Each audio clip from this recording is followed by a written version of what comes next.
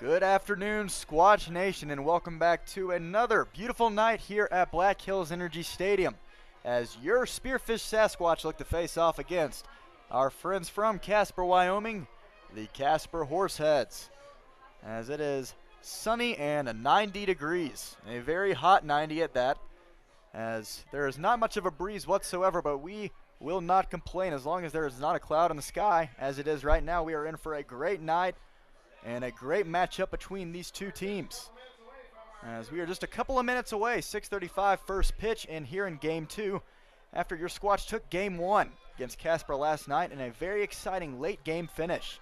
We were down 5-4 going into that bottom of the 8th inning until the Squatch bats woke up after being silent throughout the middle innings, attacking the Horsehead bullpen, driving across 3 runs off of a 2-run RBI knock from Drew Biggerstaff to take that late game lead. And then following in the 9th inning was our closer Dylan Ritchie doing his usual business, shutting down the Horseheads in the 9th, striking out 2 of the hitters to give the Squatch their 10th win of the second half, further closing this gap on the Canyon County Spuds in division standings. Not a lot of home games left, so we are trying to win as many as we can. We will be doing that again with hopes that we will sweep this 2-game set before we take a weekend series into Casper, Wyoming. 3-game series there, but let's not look too far ahead. We have plenty to talk about tonight, and we will take it one game at a time. So without any further ado, as the home plate umpires are conversing at the moment, we're going to go ahead and get right into this starting lineup for the Casper Horseheads. Leading off just as last night, center fielder number 4, Tucker Rowe. Batting second, number 14, the second baseman, Hillman Truss. Batting third, number 40, the third baseman, Braden Morrow. Batting cleanup, number 28, the designated hitter, Gunnar Kozlowitz. Batting fifth and catching, number 23, Logan Conklin. Batting sixth, number 9, the first baseman, Ethan Rose. Batting seventh, number 11, the left fielder, DJ Heck. Batting eighth, number 3, the shortstop, Chris Burke. And rounding out this order tonight for the Horseheads is number 2, right fielder, Deshaun Thomas. And now, rolling it over to see your Spearfish Sasquatch starting 9 here in game 2. Leading it off on this Wednesday evening, number 4, the center fielder, Bryson Hoyer. Batting second, number 12, the shortstop, Gabe Springer. Batting third, number 28, the first baseman, Harrison Clark. Batting cleanup, number 25, the left fielder, Nicky Winterstein. Batting fifth, number 24, the second baseman, Ryan Bachman. Batting sixth, number 17, the third baseman, Bailey Bordas. Batting seventh, number 3, the right fielder, Trey Vorwald. Hitting 8th tonight and designated hitting, number 30, the Drew Biggerstaff. And rounding out the order tonight for the Squatch, number 29, the catcher, Keenan O'Brien. So with the exception of Keenan in the 9-hole, pretty much the same exact lineup as we had last night in game 1. As that proved successful, we're going to try it again tonight. While pitching on the mound for your Spearfish Sasquatch is number 6, Colby Schiffer, in his second start on the season. It's going to be a fun one tonight as we are dressing our all whites. And as the Horseheads are getting introduced down the third base line, soon the Squatch will do the same. Just a few minutes away from first pitch. We'll be back with you in just a few moments as we will have the national anthem. But game 2, the Sasquatch and the Horseheads. Let's get ready to play some ball. Bound to be a good one tonight. We are so happy you are joining us on our Sasquatch Live channel on YouTube. We'll be right back with you in just a few moments. First base, number 28, Harrison Clark. In left field, number 25, Nicky Winterstein. And second base, number 24, Ryan Butler. And then third base, number 17, Bailey Bordas. Playing right field, here he comes, number 3, Trey Orwell. The designated hitter, number 30, Drew Biggerstaff. And behind home plate, catcher Keenan O'Brien. And our starting pitcher wearing number 6, Colby Schiffer.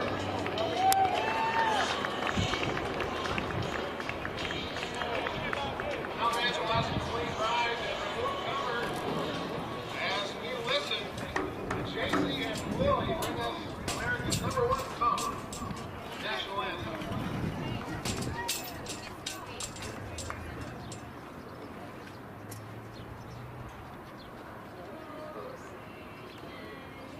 See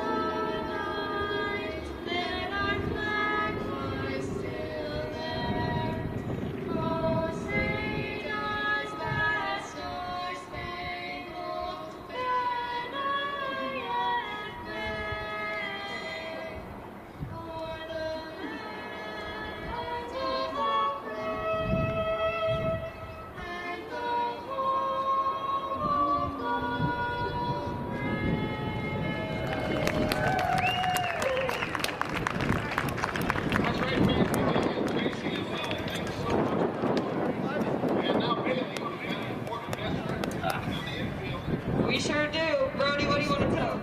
Let's play ball! Yeah, let's play ball. Go, boys! Let's go! Let's play ball!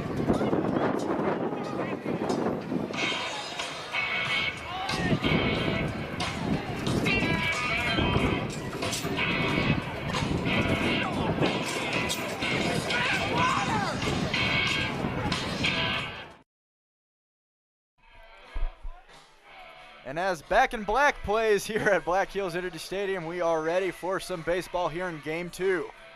It is only a 2-game series against the Horseheads, but it is bound to be an exciting one tonight. As we had a few audio issues just a few minutes ago, we do apologize for any inconveniences. But we thank you for joining us tonight on this Wednesday afternoon. I am Win Andrews, your voice of the Sasquatch, and it is a pleasure to be here with you on the call. It is very hot as we are about to get ready for a little rock, paper, scissors. We have Damon Gaither down the first baseline, as well as a player for the Horseheads down the third baseline. This has become a bit of a tradition now every time we play the Horseheads. And every time that we have won the rock, paper, scissors battle, we have won the game. So hopefully Damon's able to pull it out here as Colby Schiffer is warming up on the mound, and Keenan O'Brien behind the plate tonight. The O'Brien and Schiffer battery bound to be a very exciting one as Colby is looking to go deep in tonight's contest. We have a very important series, as we just mentioned, the weekend series. 3-game set in Casper. We want to do as well as we can, take as many games as possible. As these regular season matchups are winding down, so are the opportunities to bounce into the playoffs, but so far so good. The Squatch are making up a lot of lost ground against the Canyon County Spuds, and a win tonight would be huge, as we could potentially get one game closer. And still with 5 games to go against the Badlands Big Sticks to round out the season, no reason to worry about anything just yet, but we will take as many games as we can. So a couple of minutes past the 6:35 start time, and it looks like we are about to have Tucker Rowe step in as the umpire is brushing off home plate.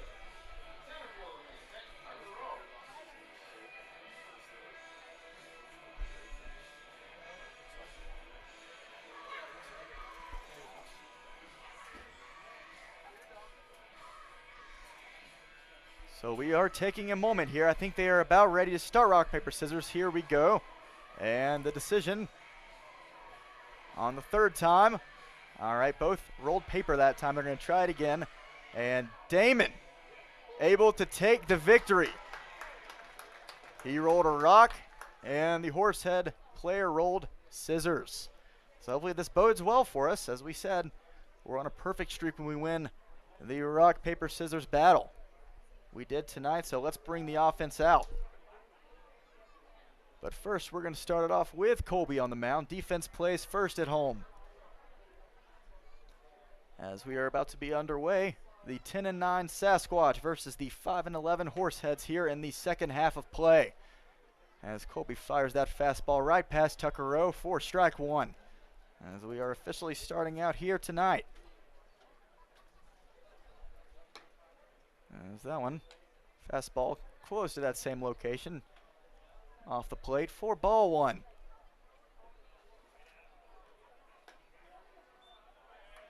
Quick strike 2. Count runs 1-2.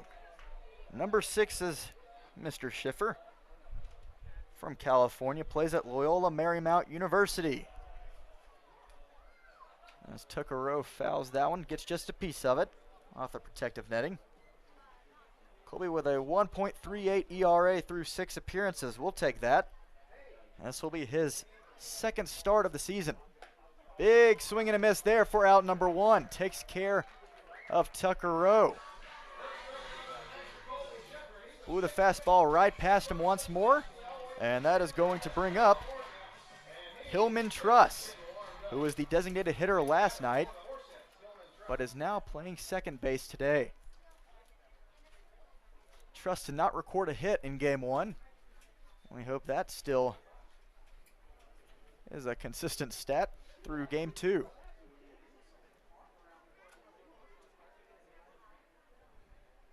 But Colby, with so many appearances out of the bullpen as he joined us midway through the season as well, that one's going to be lined right over the head of Ryan Bachman. He doesn't really try, and that one is going to flow into right center field. Trey Vorwald able to cut it off effectively to keep it just a single for Hillman Truss.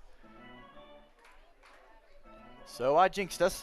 Truss records his first hit in this 2-game series with a 1-out shot into right field, as that brings up Braden Morrow, the third baseman.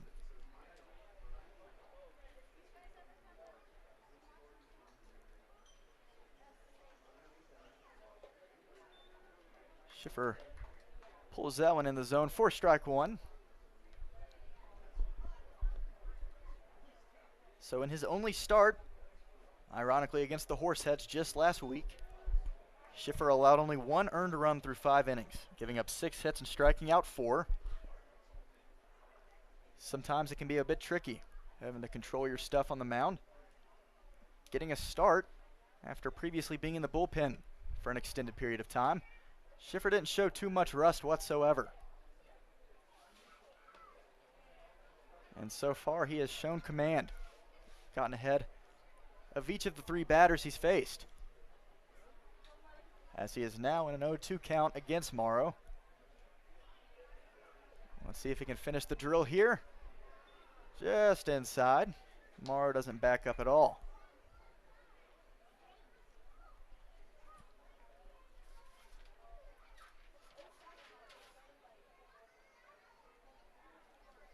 So now the 1-2, 1 on, 1 out for Schiffer. The pitch blew it right past him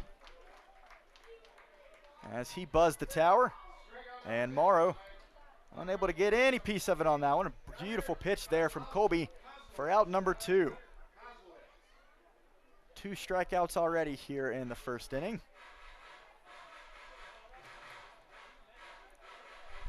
As it is going to bring up Gunnar Kozlowitz, the designated hitter. We have not seen Gunnar yet, as this is only his 3rd game played with the Horseheads. As he is going to send that one into mid-center field. Bryson Hoyer right under it, did not have to move a single step. Able to glove it for out number 3. So a 1-out hit from Hillman Truss, but that is all she wrote here in the top of the first. Colby Schiffer strikes out 2 and gets out of the first inning with ease. As we head to the bottom of the first, the Squatch are looking to strike again early in game 2. We'll be right back with you in just a few moments on this beautiful Wednesday afternoon. You are watching Sasquatch Baseball on our YouTube live stream. When you venture to spearfish in the Black Hills of South Dakota, you'll find rugged hiking and biking trails, extreme rock climbs, and views that will take your breath away. Plan a spearfish vacation and come find your adventure. Spearfish, my great place in South Dakota.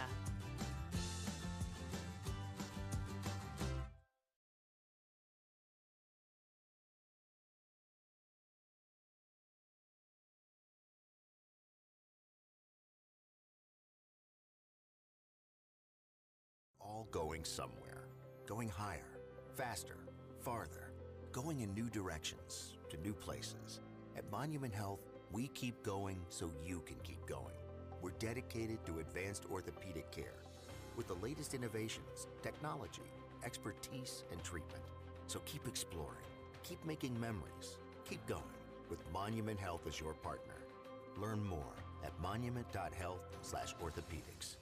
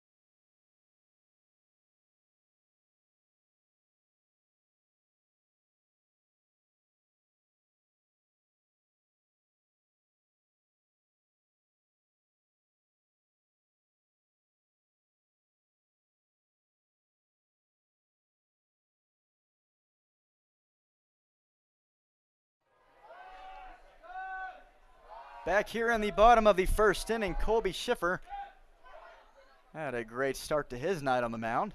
As we look ahead to the Sasquatch bats, looking to take an early lead in this one. First pitch high off the glove of Conklin behind the plate. As that one is from Andrew Hansen, number 16.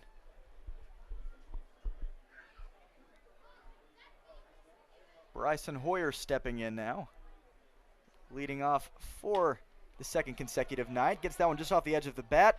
Pops it up, hop, and the throw to first in time from the third baseman Morrow.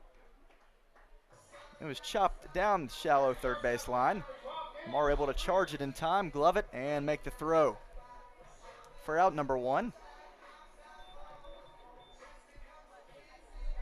So as we mentioned a few minutes ago, just as the Horseheads didn't do much changing to their lineup, the Squatch did even less change.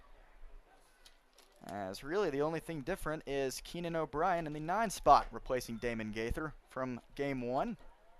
Everyone else still in the same spot, and Drew Biggerstaff, who batted 9th last night, in the 8 hole. You don't want to mess with a winning lineup, as Gabe is going to chop that one to third base. Braden Morrow staying busy early tonight. Makes the throw over in time for out number 2. So back-to-back shots down third base line. And a quick 2 outs now for Hansen. As it's going to bring up Mr. Neon Gloves, Harrison Clark, batting third. And folks, this is a very important night for Harrison. He is looking to let it all loose at the plate, as this will be his last time playing first base for the Sasquatch here at Black Hills Energy. He will be joining the Sasquatch for their series against the Horseheads in Casper this weekend, but he will leave soon after, meaning that he will not be with us for the 5-game set against the Big Sticks. We'd love to send him off with a great farewell tour here at home. A 4-for-4 performance wouldn't hurt Harrison. He's actually had a few of those so far this season.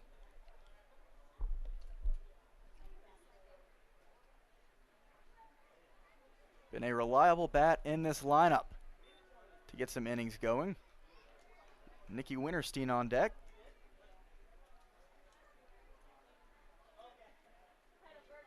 And you've recognized Andrew Hansen's name, the pitcher on the mound for the Horseheads. We faced him in game 2 last time around. As Clark is going to send that one out towards second base. A little tricky throw, but able to make it as the first baseman stepped off the bag. Unable to glove it cleanly. It was a much tricky hop for the second baseman Truss. Had to field it about chest high. And then on the transfer, seemed to bobble it just a bit, but made the throw over, it seemed, in time. But apparently the first baseman did not keep his foot on. So a 2-out shot there from Harrison. It will be scored as an error. Not sure if it'll be on Truss or Ethan Rose over at first base. But not an easy play for either of them, as Rose had to dig it out. And Truss had to work with the transfer. But as umps are talking it over, they do review it and they say it is safe. Nothing will be overturned. And this is going to bring up Nicky Winterstein with 2 outs and Harrison Clark on first base.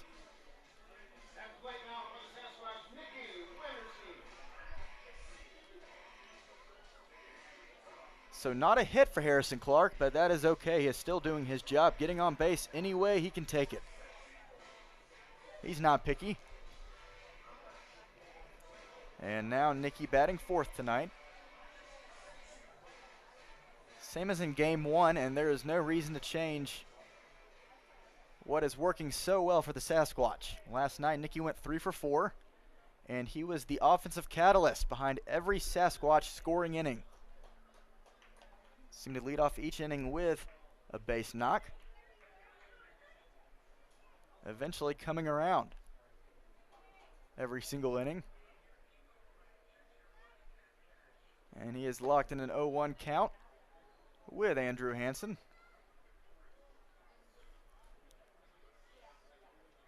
So we played the Horseheads about a week ago. Maybe exactly on the dot. No, at this point we were with the Pioneers in western Nebraska, I believe at least. Maybe they left tomorrow. I don't know. All the days mesh together at this point in time. But I do know we played the Horseheads early last week. And just as we saw Brady Nelson, the Game 1 pitcher for the Horseheads, last night we see Andrew Hansen again in Game 2. A carbon copy as that one is grounded up the middle. And Truss able to make the feed over to the shortstop as he steps on the second base bag for out number 3. So both pitchers get a runner on first base in the first, but nothing comes of it. It is still tied 0-0 headed to the top of the second. Colby Schiffer looking to outduel Andrew Hansen here in Game 2. And we'll see what he has to offer here in just a few moments. Beautiful night for baseball. We're happy you're joining us. We'll be right back with you in a minute. Score tied 0-0.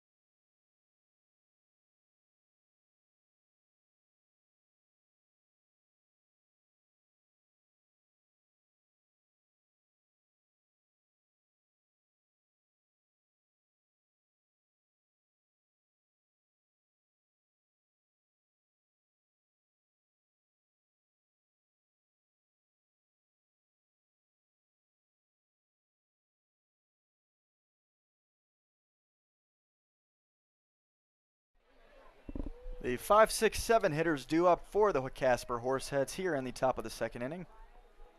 Logan Conklin followed by Ethan Rose and then DJ Heck.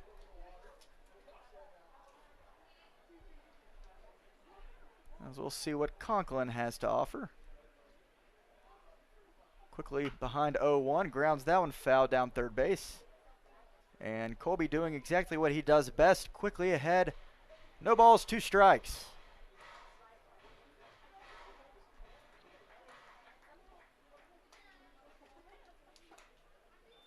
And that one bit low, 4-1. So Colby 13 innings pitched, 14 strikeouts.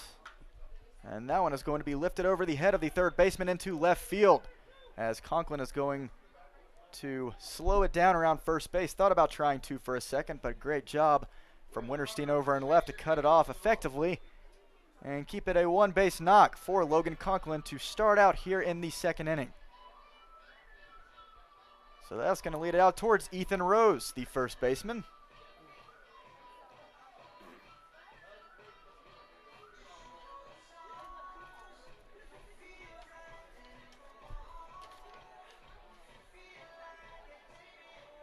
Rose from Saginaw Valley University, batting .185 so far this year through 33 games played. Looking to get his season going at the plate. Not much time left to do it, as we have mentioned. Only 9 games left, including tonight in the regular season. Before that postseason rears its head on July 31st, Game 1 of the divisional playoffs. And Colby with that breaking ball finds the zone for strike 1.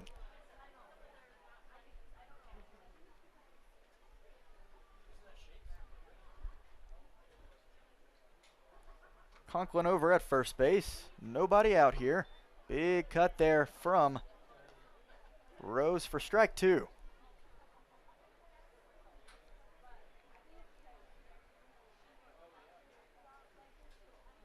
Let's add strikeout number 15 to the mix right here, Colby. Great candidate here in Rose. The pitch, and that one is going to be lifted into left field as well. So back-to-back single shots from the Horseheads have them going here early.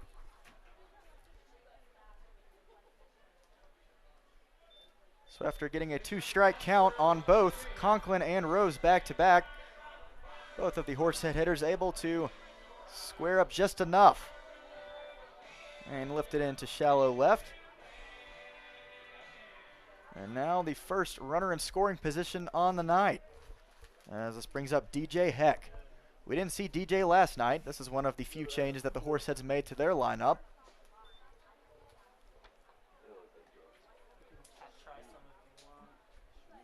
As he is still getting alternating reps in the starting lineup.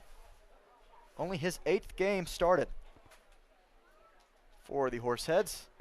Fouls that one back.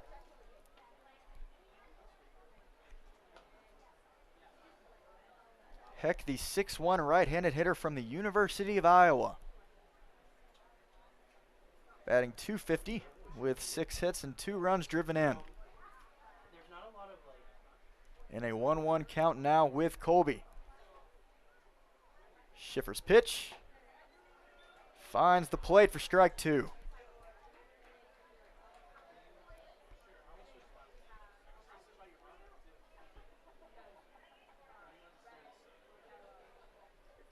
And the 1-2 pitch. Tried that breaking ball, but didn't break too much. Stayed up in the zone for a ball 2. So count runs even. 3 hits on the night already for the Horseheads, as well as 1 error that allowed Harrison Clark to reach first base in the bottom of the first, as that one's going to be lifted into shallow right. Trey Vorwald reaching in on it, and that one's going to fall. Another bloop, as they're going to send the runner around from third, and the throw is not going to be in time, anywhere close to it. A bit of an ungraceful slide there from Conklin, but he does the job, and the Horseheads have an early 1-0 lead. Man. So Schiffer has done what he's been wanting to do, getting ahead of each of these batters and being aggressive, attacking the zone, not wasting too many pitches. The Horseheads have just done a much better job, somehow squaring up on each of those pitches. And with Vorwald racing in on it and throwing, that was going to allow DJ Heck to take second base. So now both runners in scoring position, runners on second and third, still nobody out, and already 4 hits. Casper's not messing around early.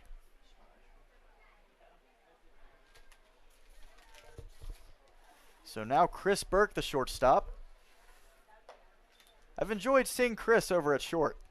I don't know what it is about him, but he just seems like he is enjoying his time every time he steps up to the plate. Seems to be enjoying his summer with Casper. Always has a smile no matter what's going on. The 1-0 takes a big hack there for strike 1. And the throwback from Keenan almost had Ethan Rose over at third base in a world of trouble. Throws on the money, but Ethan got back just in time on the slide.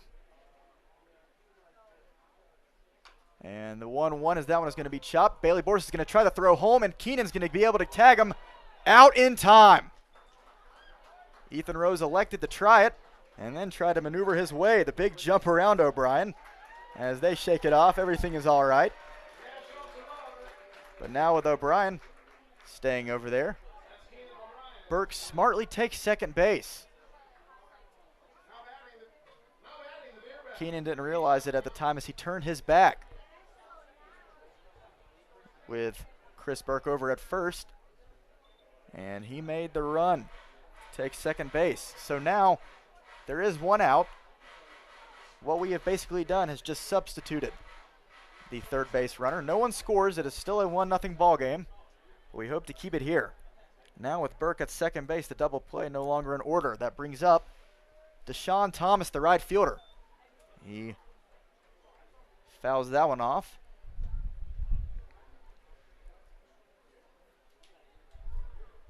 Colby told me before the game that his main mission is really just having main control over that 4-seam fastball. And we've seen the command. It has been there so far tonight. He hasn't really shot one anywhere, as that one is going to go way foul. Trey Vorwald gave that one a good run, but it lands in the Sasquatch bullpen. But control has not been the issue at all for Colby. He has gotten ahead of every single hitter. Hasn't really wasted any pitch at all.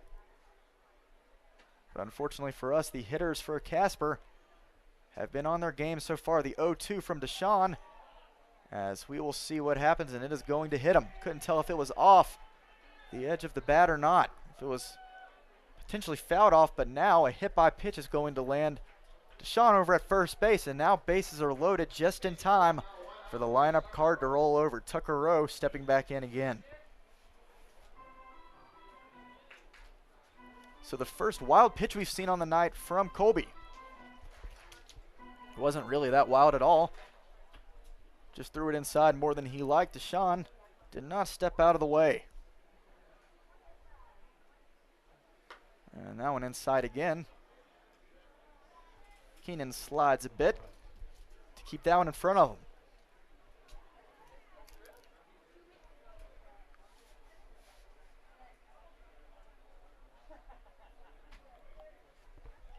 So 1 ball, no strikes. Bases loaded. That one is fouled off next to the concession stand. We'd love to get your help collecting foul balls. Online line will give you a Sasquatch buck. It's worth $1 in the concession. So realistically, with bases loaded, the hit by pitch landed Deshaun over at first base. But these single shots have been really weak contact. Lifted out just enough into the outfield to where neither Vorwald or Winterstein are able to get it. You hope this is not one of those bloop and blast situations, especially with bases loaded. Colby knows better than that. He's in a 1-2 count, once again ahead. Hopefully he can finish Rowe off here. The pitch, fouled off once more. So a traffic jam early here in the second inning.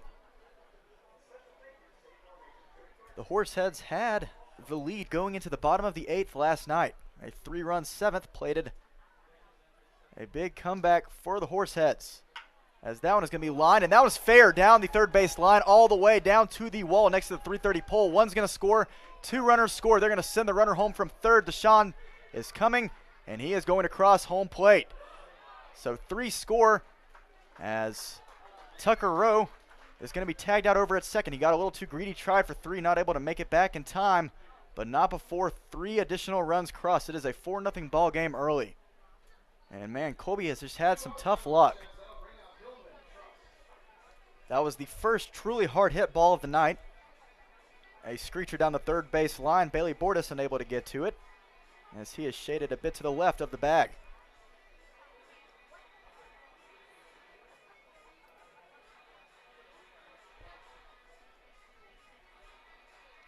So 2 outs now, but the Horseheads hold this 4-run lead early.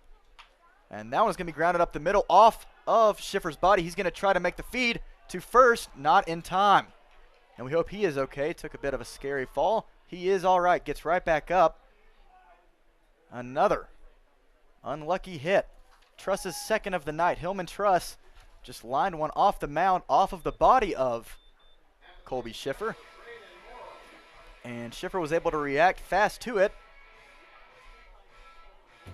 but had to make up a little ground just to get to the ball, and then the feed was not in time. A bit offline past Harrison Clark, and there is going to go ahead and be a quick talk over on the mound, just to get Colby to calm down and say, hey, we understand. He had a few bloop shots here and there, but now with bases cleared and only a runner on first base and 2 outs, just get back to what you know, Colby.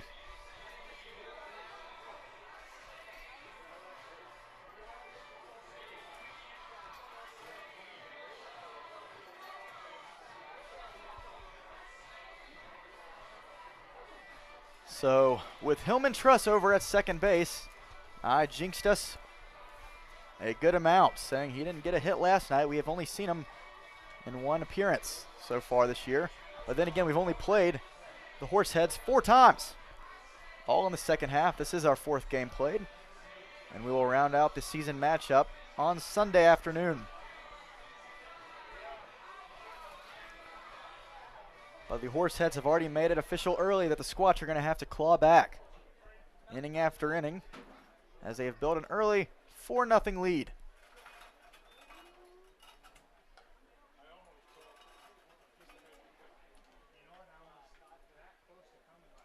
As Braden Morrow steps back in the third baseman. A 1-0 count now. Takes that one in the dirt for ball 2. So for the Horseheads, they are resting their usual 4 and 5 guys, at least from what we've seen in our matchups against them. Kenny Garcia in the 5 spot, Bradley Fleener in cleanup duty. Neither of them are starting tonight's game, but Morrow remains manning third base and batting third tonight again, as he is quickly ahead. 3 balls, no strikes, 2 outs, and the pitch. And Colby looking to claw back into this count. Fires the strike.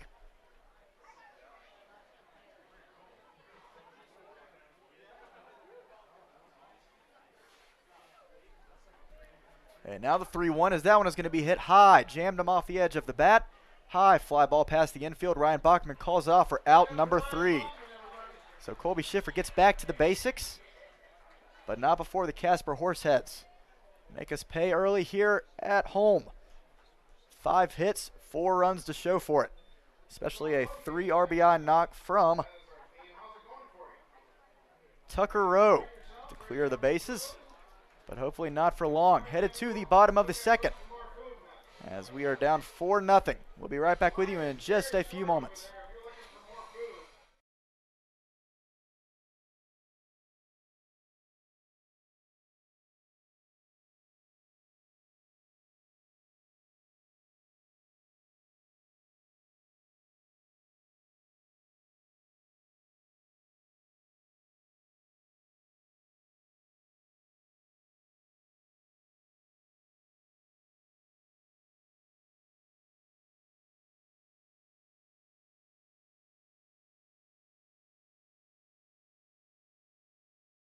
Health, we keep going so you can keep going.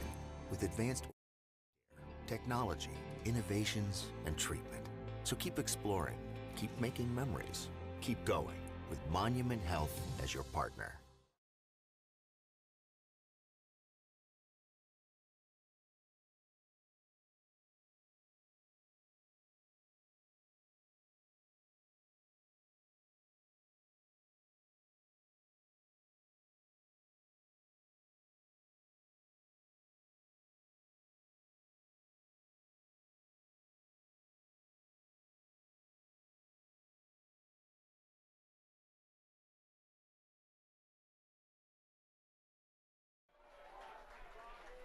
So here steps Ryan Bachman, getting ready to lead off the bottom of the second inning.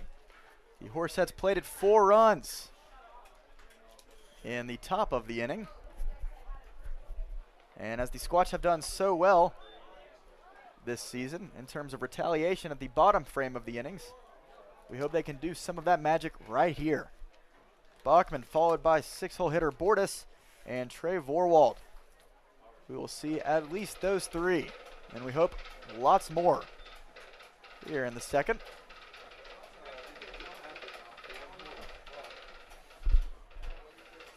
As Andrew Hansen steps back out with a 4-run lead now to protect. And Hansen, I am sure of it, is trying to come back with a vengeance, as filthy off speed there from what it appeared fools Bachman, and Hansen's ahead 1-2. Hansen from Oro Valley, Arizona, plays at Arizona Western College. Excuse me, that was from our friend last night, it appears, I believe. We'll see if that's right. But right now he's in a 1-2 and strikes out Ryan Bachman. And Bachman lunged at that one. Much easier to watch than to play up at the plate. But it fooled Ryan Bachman for out number 1. So here comes Bailey.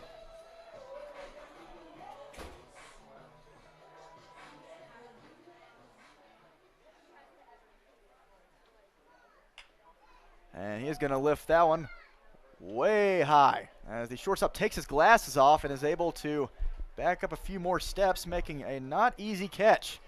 A huge fly ball there from Bailey, but ultimately caught from Chris Burke for out number 2. So we want to see more than just Trey Vorwald here early. Maybe he can get us started offensively. Squatch still looking for their first hit on the night. Only the second inning,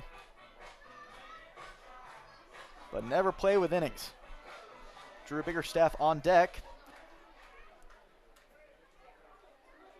And 2 outs. Hansen fires. Low and off the plate for ball 1. So my apologies. I was speaking the background of Brady Nelson, the guy we saw in game 1 last week and in game 1 last night. And Vorwald is going to get the night started as he is going to ground that one sharply down the right side of the infield into right field. Thomas cuts it off. And a 2-out single there for Trey Vorwald. Puts us in the hit column and gets the Squatch bats going. As Drew Biggerstaff stepping in, the man of the hour. A really underrated aspect of the Squatch lineup has been 6, 7, 8 guys. Bailey Bordas has found his mojo at the plate. Trey Vorwald has done what he's done all season, putting the ball in play and getting on base. And Drew Biggerstaff, who is now up to the plate after the first swing and a miss to make it 0-1, is looking to get more of that game 1 magic going from last night. He went 2 for 4 with 3 RBIs, including that 2-run shot that put us on top in the 8th inning.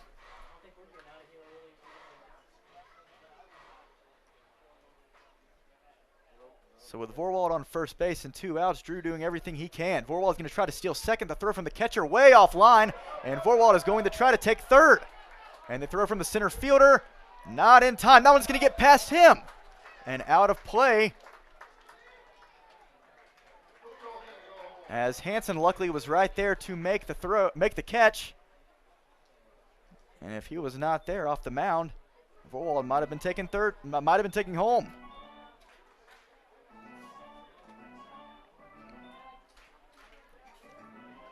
So make that error number 2 on the night for the Horseheads already. You do not want to give the Sasquatch offense any ideas. Errors do not help your case. They will take advantage of you for all it's worth. If you let them get some free passes. Big hack there from Drew Biggerstaff down to his last strike here in the bottom of the 2nd.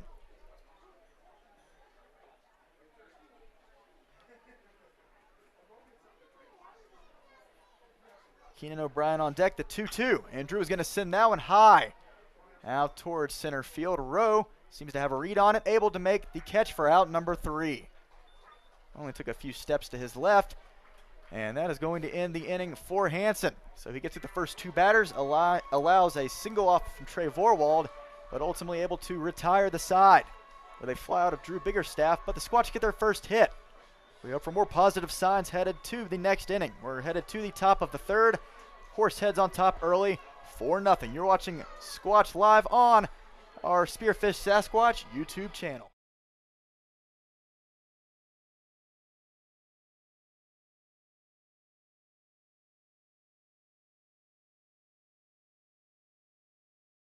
Knee replacement? With the area's only ROSA robot, Monument Health offers a more personalized and precise procedure, customized for your anatomy. Get going with Monument Health, your partner for advanced orthopedic care.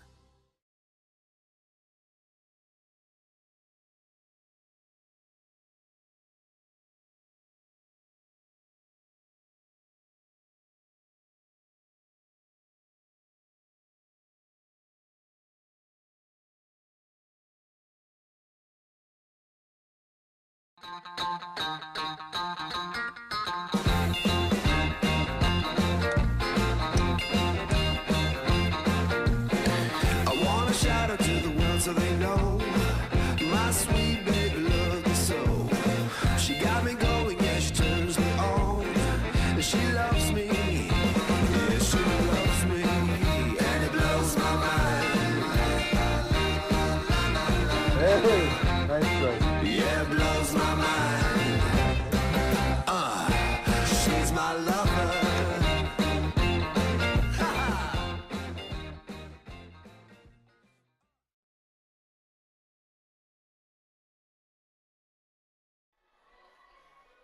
So Colby Schiffer, after getting into a bit of trouble in the top of the second inning, is back out for the third. Hopefully for a much shorter outing, as he has had pretty good command of the strike zone. The Horsehead hitters have just been able to catch up to what he's been throwing, especially in these 1-2, 0-2 counts.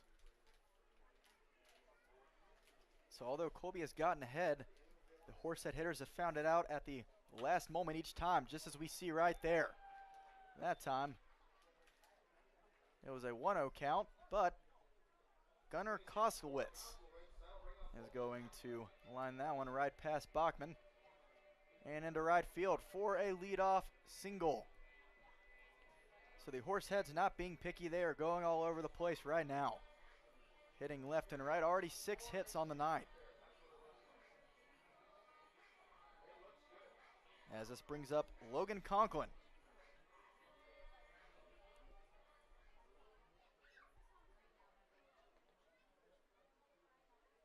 So now Koslowitz 1 for 2 on the night as the designated hitter. That one's in the dirt. Great job from Keenan to keep it in front of him. Logan is 1 for 1.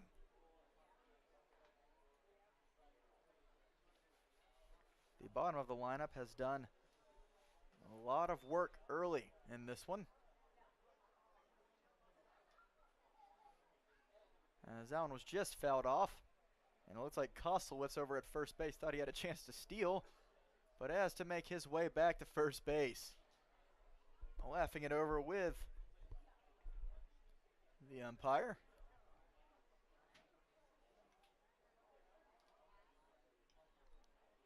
So now the catcher Conklin in a 1-1 count with Colby. The pitch, that one is going to be lifted foul.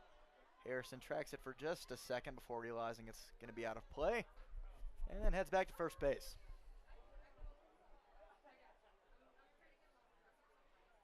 A beautiful night for some Sasquatch baseball. We have truly been lucky to not have really any sort of weather delays here in July.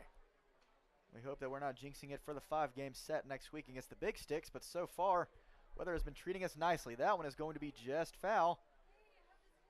Another one seems to be off the bat of another Horsehead hitter. Last inning in the 4-run frame, there were 3 bloop shots, 2 into left field and 1 into right. That eventually, after a hit by pitch, loaded the bases before Tucker Rowe cleared them with a 3-run double. So now Colby ahead once more, 1-2. There's no surprise, there should be no shock that Colby's given up 6 hits. That is more of his game plan, so to speak. He is not afraid to give up hits. He is going to pitch to contact. He has that nice fastball, but he's not afraid to let his defense work for him. He trusts in the Sasquatch D.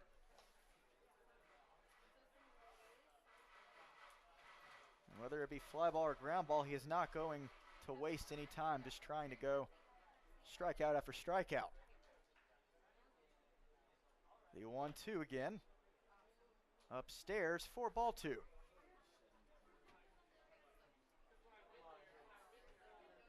Colby looking to get his night going back on the right track. He's pitched well outside of the second. The first inning, outside of a single, he has been in command. It has just been the 2-strike knocks that the Horseheads have been able to take advantage of. But needless to say, Colby has been a breath of fresh air, whether it be out of the bullpen or now on the mound. In the starting rotation, came in at a much needed moment and has been great for us. That one is going to be lifted high out towards right field. Trey Vorwald turning his body around to make the catch for out number 1.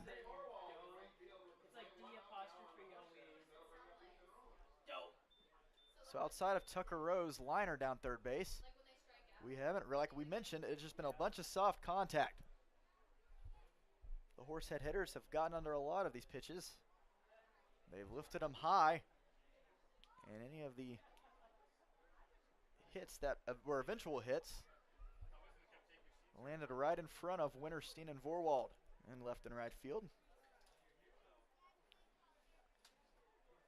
which cannot be any more irritating for a starting pitcher, having to go through bloop after bloop. But credit to the Horseheads. They have played smart baseball so far, and a hit is a hit regardless. Squared up just enough on the ball to take care of business and own this early 4-run lead. Colby fired low there, ball 2. There's a 2-0 count now to Ethan Rose, who is 1 for 1 as well.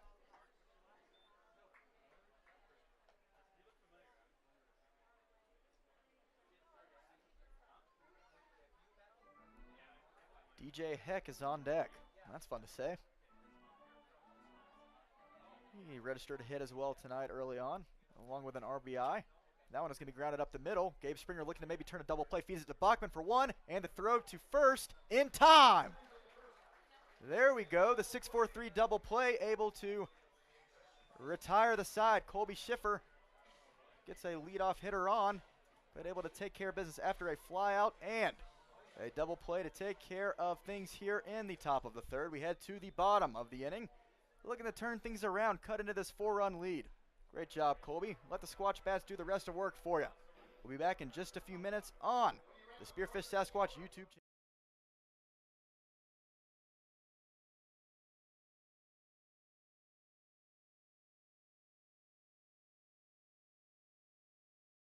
Summer at the Denny Menhold dealerships in Rapid City. Trade-in values are at an all-time high, and there's never been a better time to buy. With over 400 vehicles on location, you're guaranteed to find the right ride to take you into summer. And while you're here, make sure to sign up to win some great summer gear, like a Rice Honda side-by-side, Black Hills Fireplace Traeger smoker, a variety of gift certificates, and more. Come by and check out a great selection of vehicles and summer gear at any of the Denny Menhold dealerships in Rapid City and at menholdsummer.com.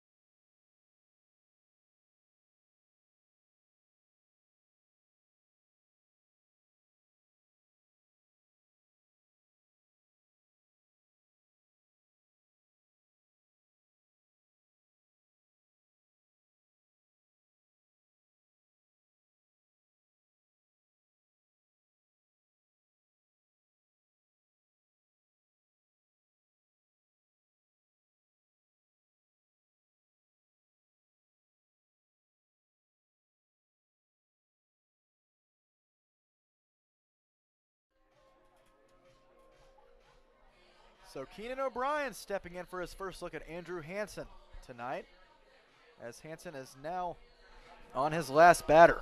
The first time through the lineup here in Game 2. It is the bottom of the third inning. The Horseheads have an early 4-0 lead.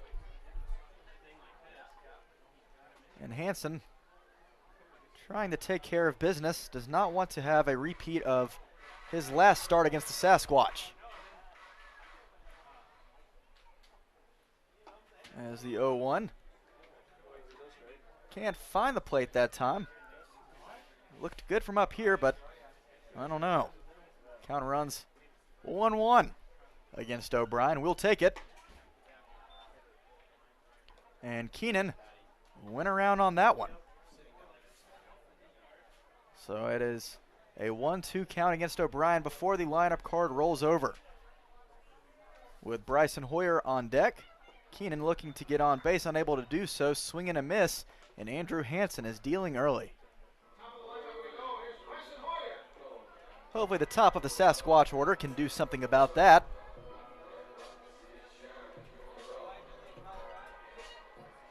But outside of a lone hit so far through 2 1/3 innings, Hansen having a pretty easy start to the night. Bryson Hoyer looking to give him a little trouble. Andrew's pitch outside of the zone for ball 1.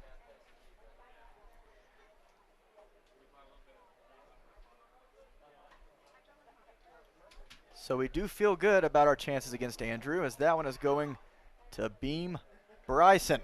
He thinks about it for 1 second and then heads to first base. Takes his walk off the hit by pitch.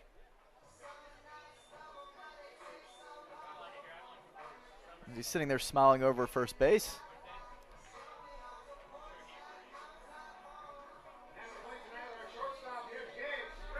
Always crazy to me just to be able to see how these guys react to just getting beamed with fastballs.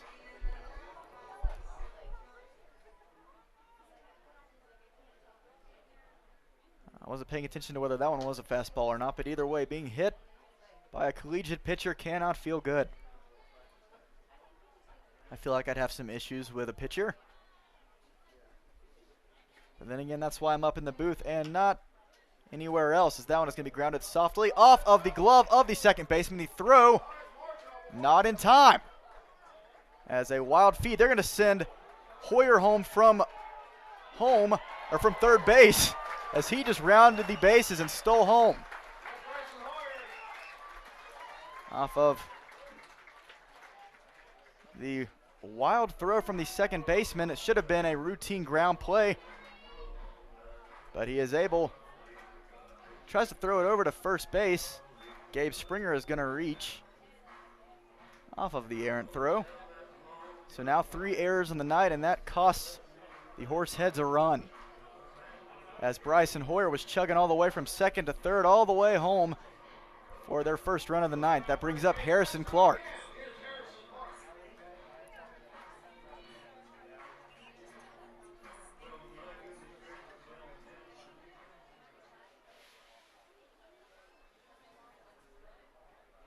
What a crazy play there. Harrison Clark looking to extend the inning, sends that one, lifts it directly to Thomas in right field. Takes a step or two inside and then makes the catch. So 2 outs, but the Sasquatch finally on the board.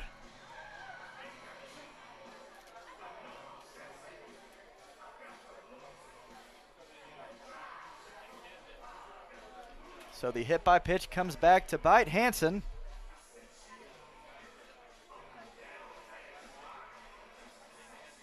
But great heads up base running there from Hoyer. Didn't even think about stopping after he saw the trajectory of where that throw went past the first baseman. And Winterstein lines that one down the third base line. Springer going around to third base. Winterstein's going to have at least a double, and Gabe is going to chug around home. Easily standing up, this lead is cut in half. 4-2, the Squatch are rolling once more.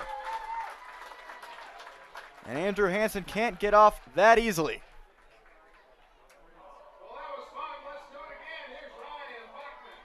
Winterstein able to squeeze it right between the third baseman and the bag, all the way down the line into left field.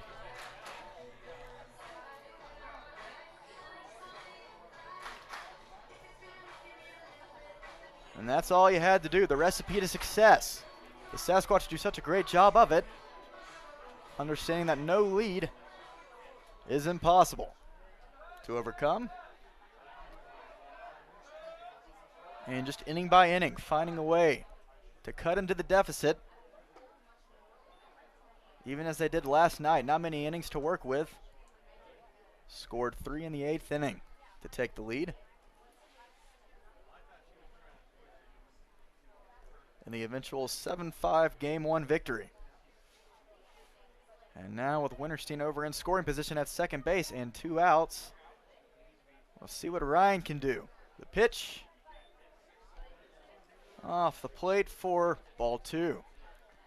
So as we were talking about earlier, Hansen had the 4-run lead, but we felt good about our chances. As in Game 2 against the Squatch last time around, he only went 3 innings, giving up 6 earned on 5 hits while walking 3 in a 10-0 win. Not necessarily that line just yet, but the Squatch have finally pulled a pair of runs across here in the 3rd. On only 2 hits.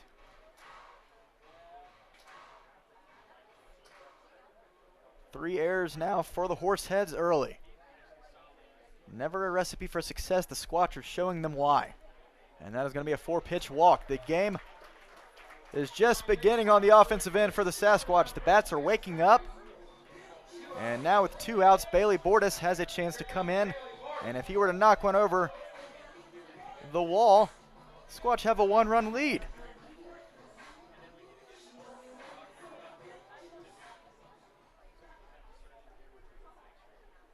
"4-2 ball game. 6 hits for the Horseheads, 2 for the Squatch.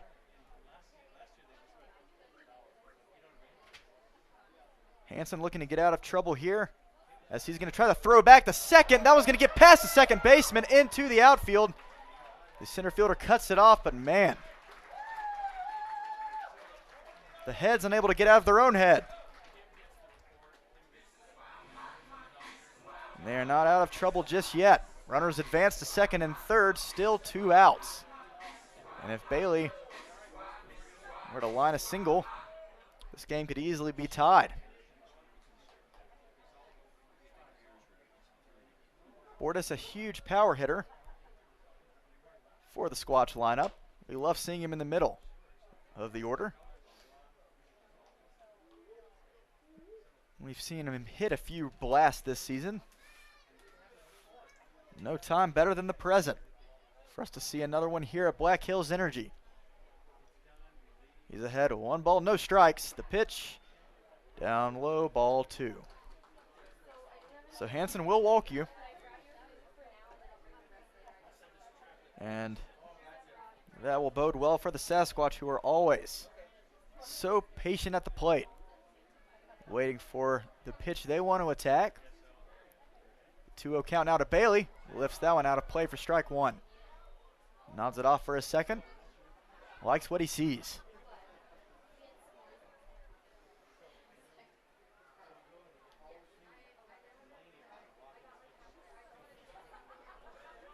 So Colby Schiffer has to feel good. I see he's hanging out in the Squatch dugout. Squatch have pulled across at least 2 here in the third. Maybe more. The 2-1. Now 2-2.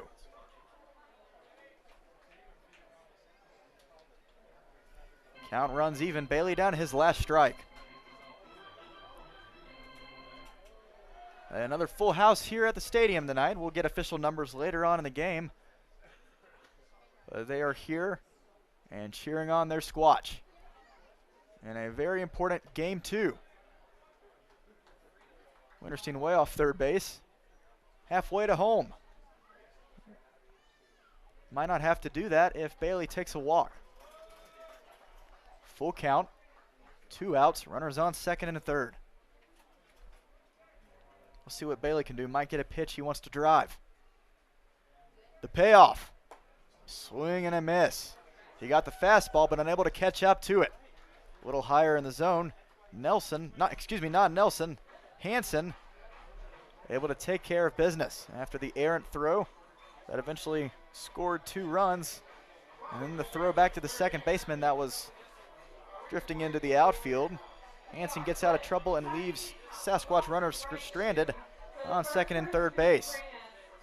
But either way, we head to the top of the 4th with a deficit cut in half. It is a 4-2 ball game, and Colby Schiffer looking to continue going deep in this game and give the Sasquatch a great chance to come back in this one. We'll be right back with you in just a few moments. Casper still on top, 4-2 in game 2.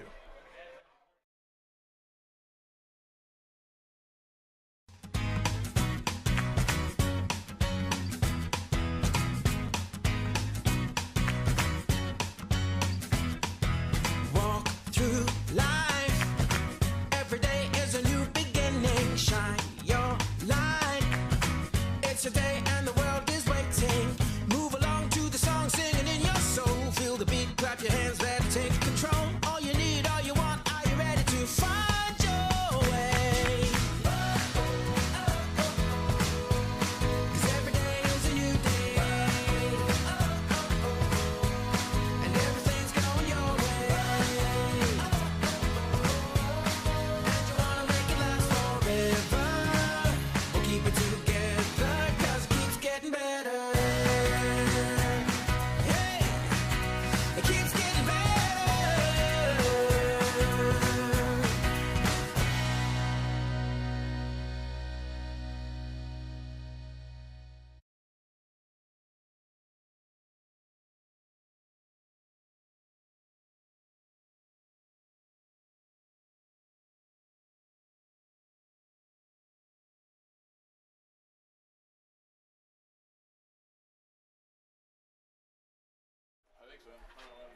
Back here in the top of the fourth inning, the Squatch have just cut the lead in half. It is a 4-2 ball game, and Colby Schiffer looking to give the Sasquatch plenty of valuable innings.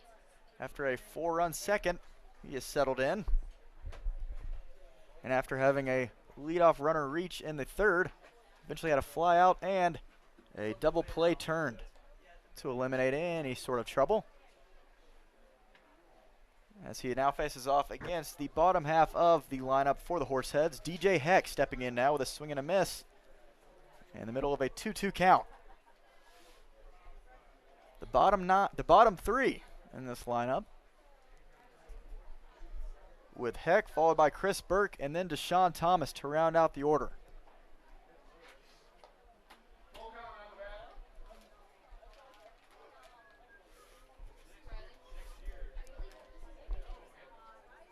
So now Colby in the full count with Heck. The pitch way high for ball 4. So a leadoff walk there. And that brings up Chris Burke. So the Horseheads have been great offensively so far tonight, but they have also shot themselves in the foot a couple of times already. 4 errors. And we are only beginning the 4th inning. So more errors than innings played so far tonight. And it has been costly. 2 runs scored off of them for Spearfish. But in summer ball, you take your runs any way you can get them.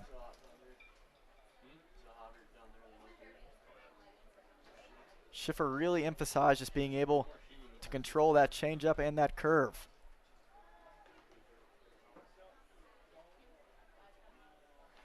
As outside of that leadoff walk there, it has not been necessarily the command as we mentioned. Those 4 runs scored for the Horseheads mainly off of just some soft contact. That trickled over into the outfield. The shallow left and right. But now, Colby is struggling to find the strike zone. We hope he can find it here in a 2-0 count, as that one's going to be lifted out of play. Chris Burke stepping back in.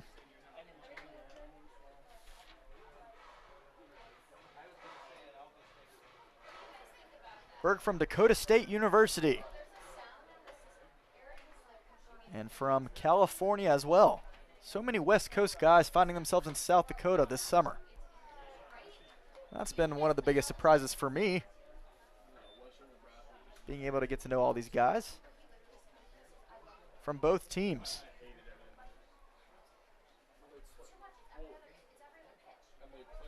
And that one is going to be just fouled off. Burke gets just a piece of it and chops it foul.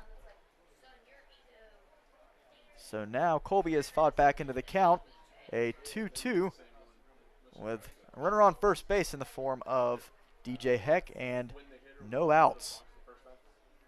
Colby wants to keep this a 4-2 ball game, does not want to give these runs back to the Horseheads. Tries a pitch on the inside edge, unable to get the call. Wasn't a bad pitch by any means. Great job from Burke to hold off. So now another full count. And the pitch. And that one. We will see what happens here. Burke got right in front of O'Brien as he was attempting to try to make a throw to second. And we will see what the call is there. But either way, Burke reaches first base, and the runner will stay at second. I'm sure that the ump was trying to say Burke might not have been interfering with the throw, considering it was going to be a walk either way. So runners on first and second now. We're not sure if we have an active arm in the pin. We will see. No one present right now, but they might just be lurking in the dugout. Not sure if we've been having someone warming up for a while yet or not, but it seems that they have been, because this will be the end of the line for Colby Schiffer. So a bit of bad luck there in the second inning especially. He leaves the night through 3 innings. giving up 6 hits and 4 earned runs, walking 2 and striking out 2 through 17 batters he's faced. So command was never the issue for Colby, just had a few bloops here and there. The Horseheads took advantage of those single shots, and he leaves with a 4-2 deficit. But that is all right. Colby eating up some innings for the Sasquatch team. And we have a very important game tonight, as well as, I mean, really, I can't keep saying that a game is more important than the other, because every single game is important at this point in time. Until the end of the regular season, every game matters. As we will be looking at the new pitcher on the mound for us, number 14, Troy Wilhelm, excuse me. And you've never heard of Troy because we just acquired Wilhelm. This is his first day with us here at Black Hills Energy Stadium. We welcome him with open arms. As he is taking a few warm-up pitches, he is coming in to a bit of a sticky situation. Runners on first and second, nobody out. Nothing a double play can't do. Or can't help, excuse me.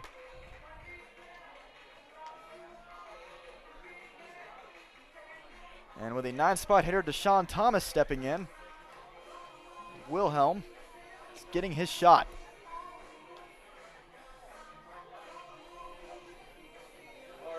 Hopefully the Squatch can come back and Colby is not tagged with the loss tonight. Pitched much better than the stat line might indicate.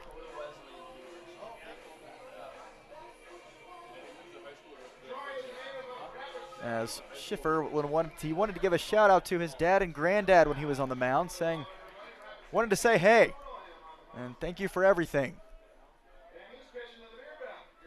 Colby's always big on shout outs, which is great.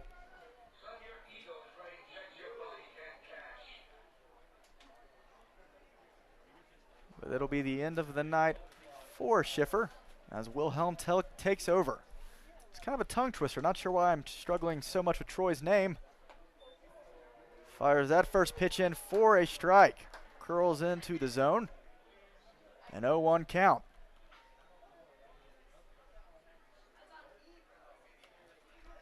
Wilhelm has been added to this roster as everyone comes and goes throughout the summer season. This is one of our notable additions, Troy Wilhelm, as he is quickly ahead 0-2 on Thomas.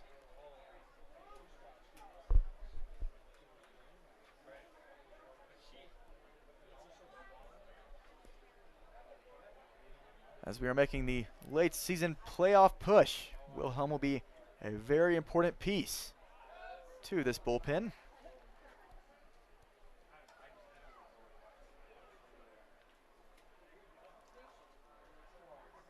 Thomas stays alive in the count with a foul ball on that last pitch. Would be huge to get out of this. You don't want the Horsehead bats getting any hotter. Shut them down here if you can. Now I'm taken outside for ball 1.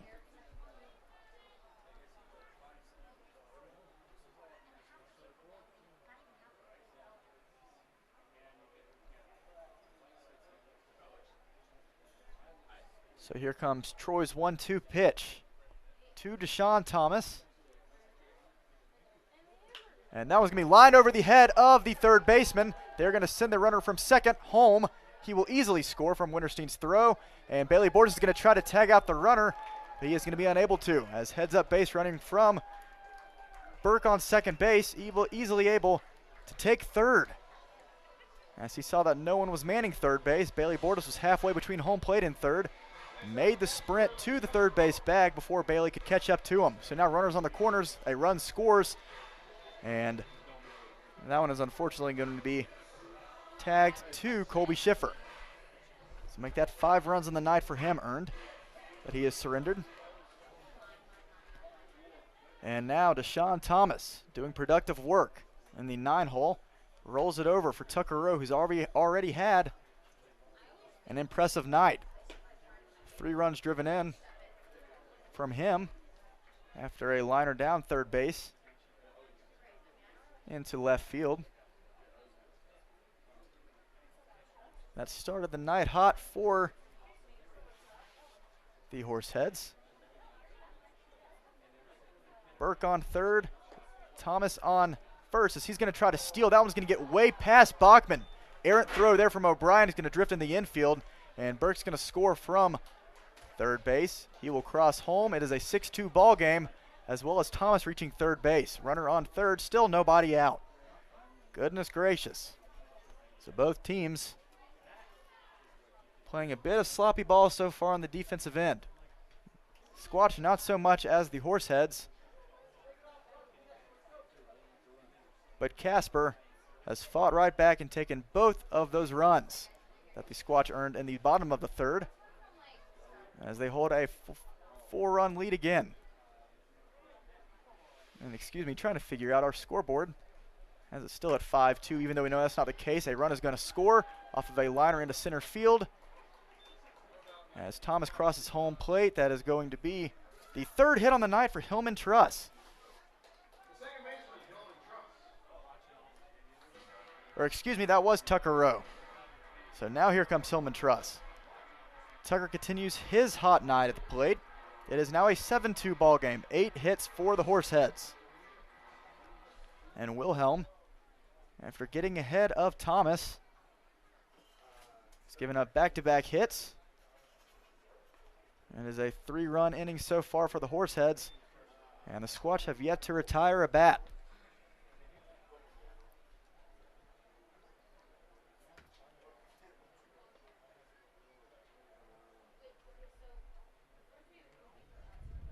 So make it a 2-for-3 night for Tucker Rowe. That one is in the dirt.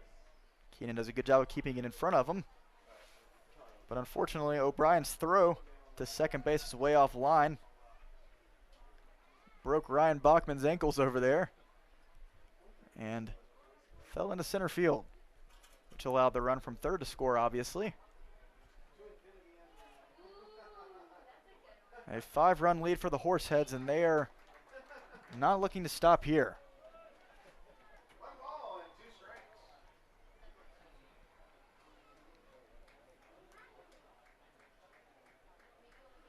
So we will officially shut the book on Colby Schiffer. His night is officially done. 3 innings, 6 hits, and 6 runs to show for it.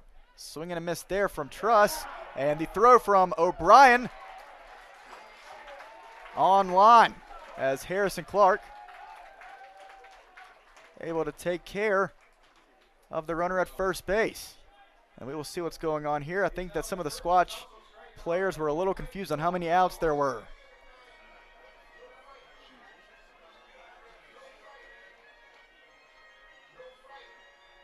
So the cannon of an arm from Keenan O'Brien behind the plate was able to gun Rowe over at first base after the strikeout of Hillman Truss. So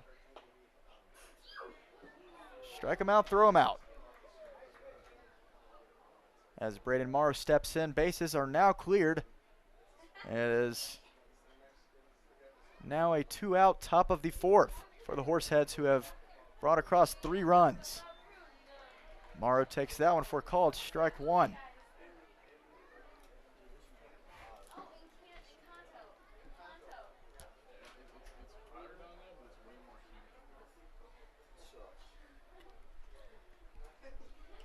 So 1 ball, 1 strike from Troy. Curls into the zone again. For strike 2.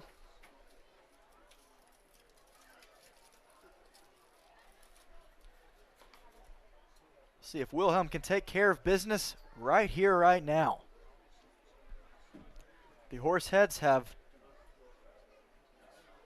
done their damage. We don't want to see any more of it. The 1-2, swing and a miss. Morrow sat down on strikes as Wilhelm strikes him out for out number 3, but not before 3 runs score in the top of the 4th. The Horseheads strike right back after the Squatch add 2 of their own in the 3rd.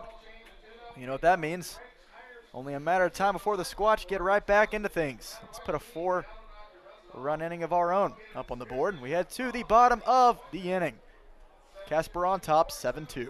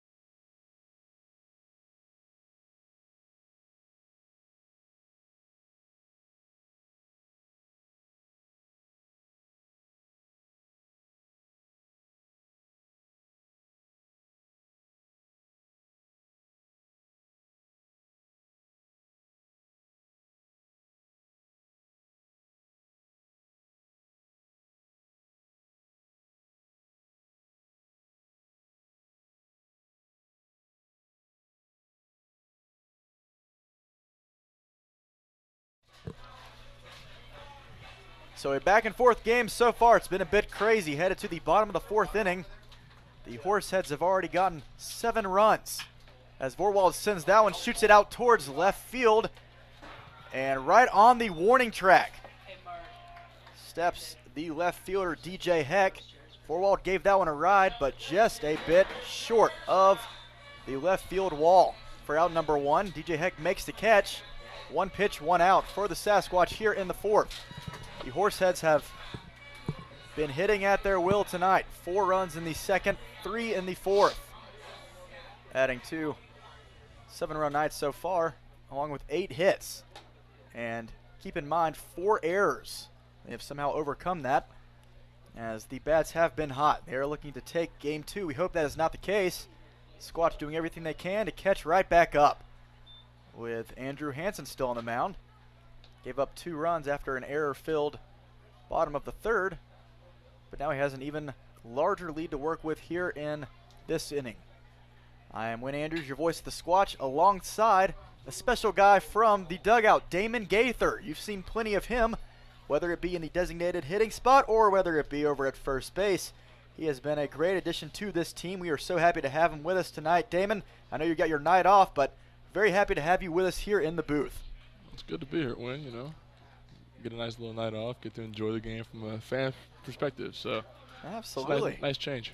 Yeah, you were here just yesterday. You were actually having to play. You were the DH. I guess you were batting, what, 8th last night? Is that if I can imagine? Yeah, that's 8th right. It was, yeah.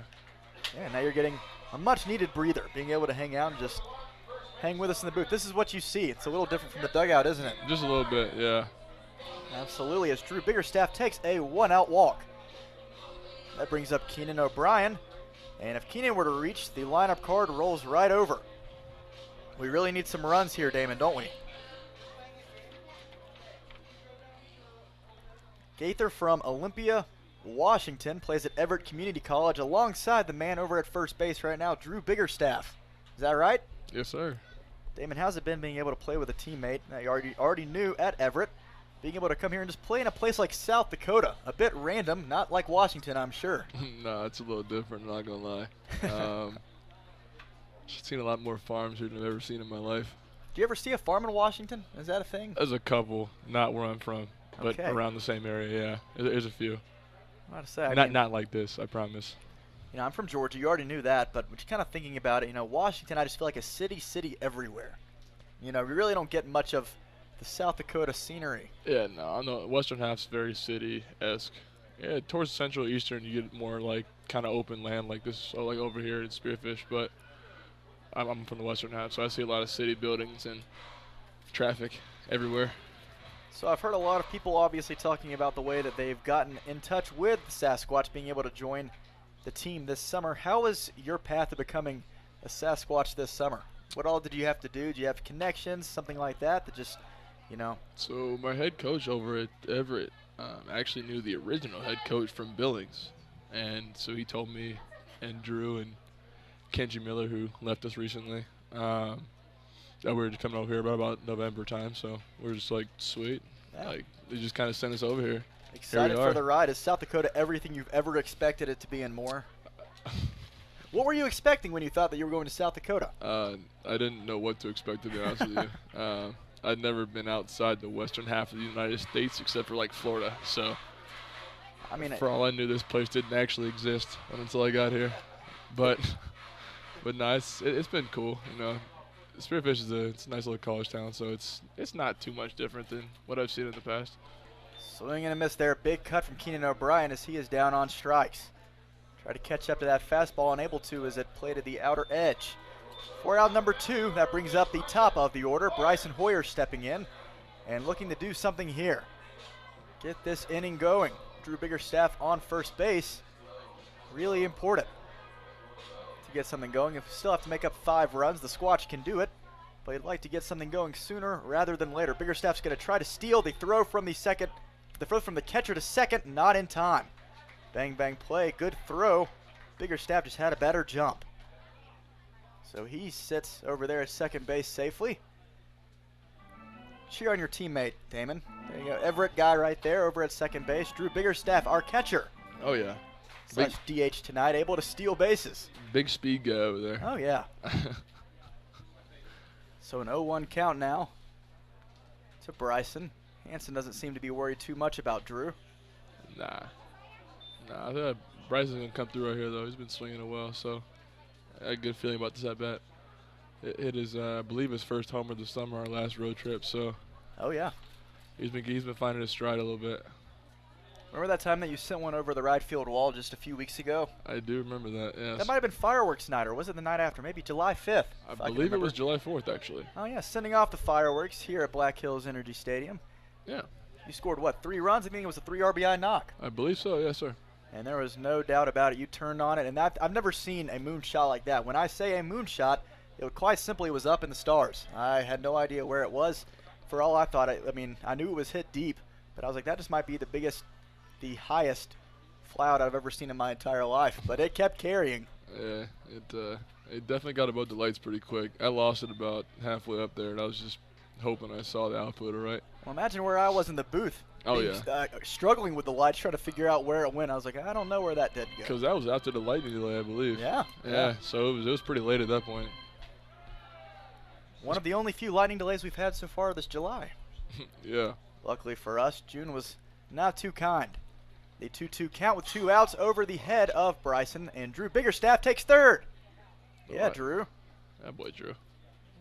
So talking about your teammates, Damon, you know, as you just mentioned, it's a sentimental subject here, and it was a really touchy subject, honestly. Kenji Miller. Yes, sir. As he pitched his last start for us just a few games ago. A very impressive time against the Casper Horseheads in that 10-0 victory. I believe he went 7 innings. Sounds about right. Striking out 9 hitters. Yeah. Which is, you know, a great farewell tour for Kenji as he has returned back to Washington. Do you know any updates on what he is doing right now as I know Bryson's down on strikes? He is home now, I believe. He left yesterday morning. He's actually my roommate over here, so he left yesterday morning. He either is still on his way home, almost there, or he just got there. I'm not sure if he went all the way through or stopped in the middle, but I know he just recently committed to Bellevue University over in Nebraska. They actually, I believe, are here at his last outing, at his last appearance.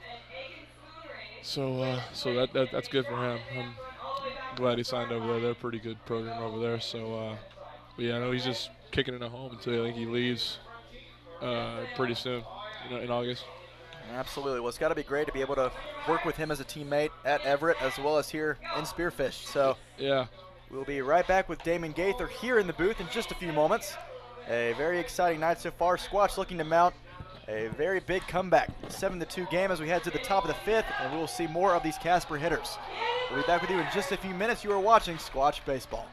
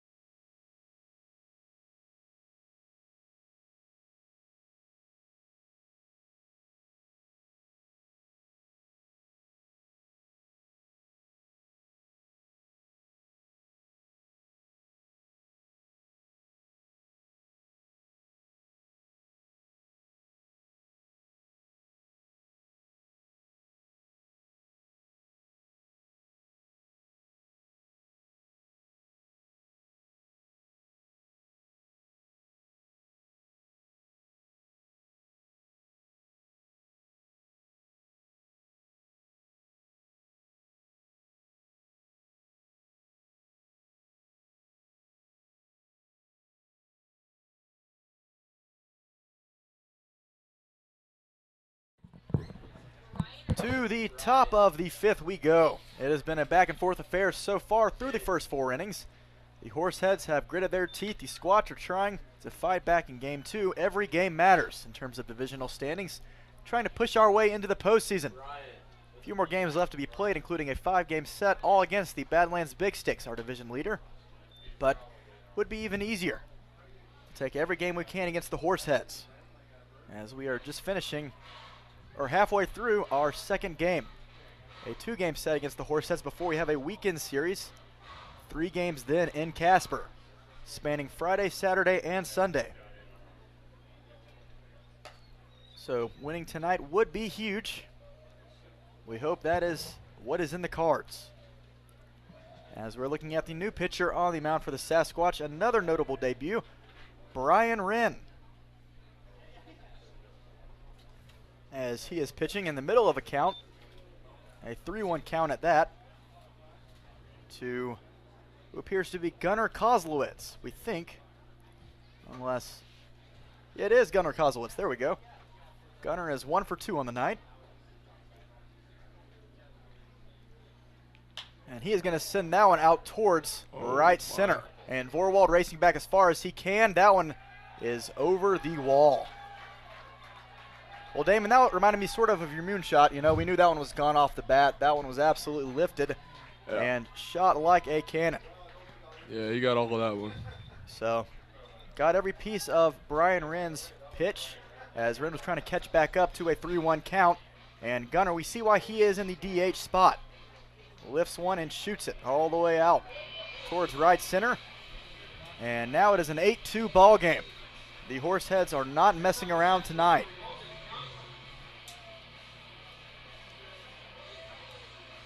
So now that brings up Logan Conklin. I'm here alongside Damon Gaither in the booth on his day off. I'm sure we'll be seeing you at some point. You might be having to pick up a bat before too long. We hope so. We hope you'll be having to pinch hit for somebody before too long. As that one is lifted foul. That one was hit well as well, but flew foul. And now Brian Wren. Pretty tough time to make your debut for the Sasquatch, especially when the Horseheads are having a night like they're having so far. 8 runs on 9 hits. We're only in the top of the 5th. Yeah, we got to find a solution here pretty quick. Probably a little pent-up aggression from last night, I'd have to imagine. Squatch coming back with that late inning victory. Yeah, probably a little bit. I wouldn't be too happy if I was them. So it would make sense. And they're now on this 6-run lead after Gunnar's home run. But it's very important to be able to have these guys come out of the pen. Colby Schiffer started out the night. We might be bidding for more of a bullpen game. Schiffer originally out of the bullpen for most of this season. Went 3 innings, giving up the first 6 runs. Troy Wilhelm came out for an inning, gave up 2 hits and a run, striking out 2, and now Wren has yet to retire a batter, but is in a 2-2 count and has given up a home run. First strikeout of the night for Wren. We'll take that. Conklin had that fastball blow right past him. As we now step in and take another look at Ethan Rose. Man, so a very, very productive night for the Horseheads so far. With the exception of 2 Horsehead batters, everyone in this order, 1 through 9, has gotten a hit so far, with the exception of Braden Morrow, which is very ironic. Morrow has been potentially their best hitter so far this season, at least most consistent. And everyone else has joined in on the fun. So Damon, back to what we were talking about, just kind of being able to see Kenji come and go during this time and being able to see him come in, light up the stadium, being able to throw out some really electric outings. As a Sasquatch pitcher, we say goodbye to him as we've said goodbye to a few other pitchers, whether it be on the mound or just players around the diamond who have, especially, you know, Johnny McHenry yesterday. We said goodbye to him as he'll be going to play for the Nationals organization starting very soon. Very exciting for him. Good for that guy, man. He deserves it. Really cool, really cool. cool. He really does. And, you know, yeah, like you said, no one deserves it more. He is very excited for it. I'm sure we wish him all the best. Absolutely. But, Damon, as a team, summer ball can be so difficult having to translate between, you know, the team chemistry of so many guys coming in at once. Like what we're talking about, Brian Wren being one of them. And Yeah, then, you know, saying goodbye to plenty of guys. In the meantime, how do you keep that team chemistry just going and trying to make this push late into the postseason? I mean, thankfully, we got some of the originals that have been here since day one sticking around. Like, you got Bachman and Griff down there and some other guys. So that helps just because they've been here since the beginning. So they all get along pretty well as it is. So then we kind of just fill everybody else in as we go along. That was lifted into shallow left, and Gabe Springer able to call that one off for out number 2. But yeah, we got a lot of new faces in there recently in the last week or so, so it's been filing in nicely. Absolutely. Damon being one of these valuable assets that we have on the offensive end. We even see you on the mound. We saw you the other day in the Western Nebraska matchup. How did you feel on the mound? You know, coming in, I expected you to pitch more than play at the plate, but you have been great both ways. I did too, honestly. I tore my shoulder back in January, so it's been pretty limited on the mound. It's not going quite how I was expecting, but at the plate's been fine. But yeah, not on the mound. I sat the entire season out for school ball, so this is like playing here is my first time back on the field in about a year, so it's been really nice to get back on the field with in kind of a lower stress environment than your typical college experience. Absolutely. So a jam shot lifts it out to the second baseman, and after a solo home run to begin the inning, Brian Wren able to retire the next 3 batters for the Sasquatch. We head to the bottom of the 5th. Squatch looking to add on a few runs and cut into this 6-run deficit. I'm here alongside Damon Gaither. Oh my goodness, Damon, what was that? I don't know.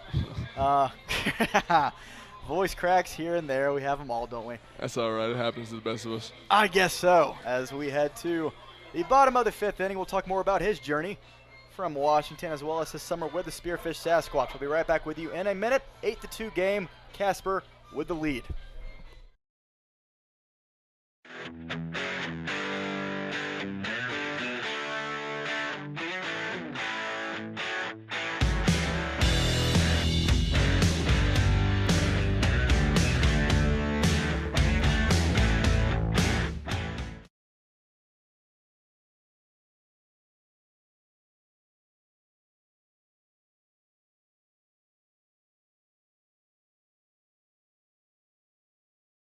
All Balanced Bookkeeping, located right here in Spearfish, is your go-to place for all of your bookkeeping needs.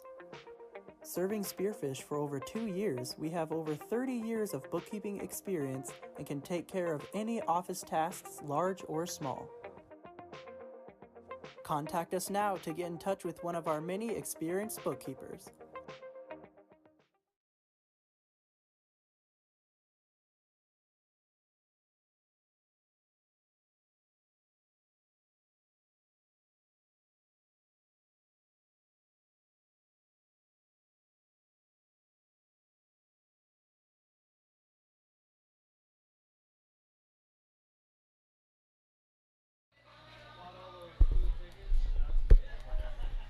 To the bottom of the 5th we go. An 8-2 ball game. Casper has been on their game so far tonight. Gabe Springer lifts that one opposite field. He is running the left fielder, trying to chase it down, unable to.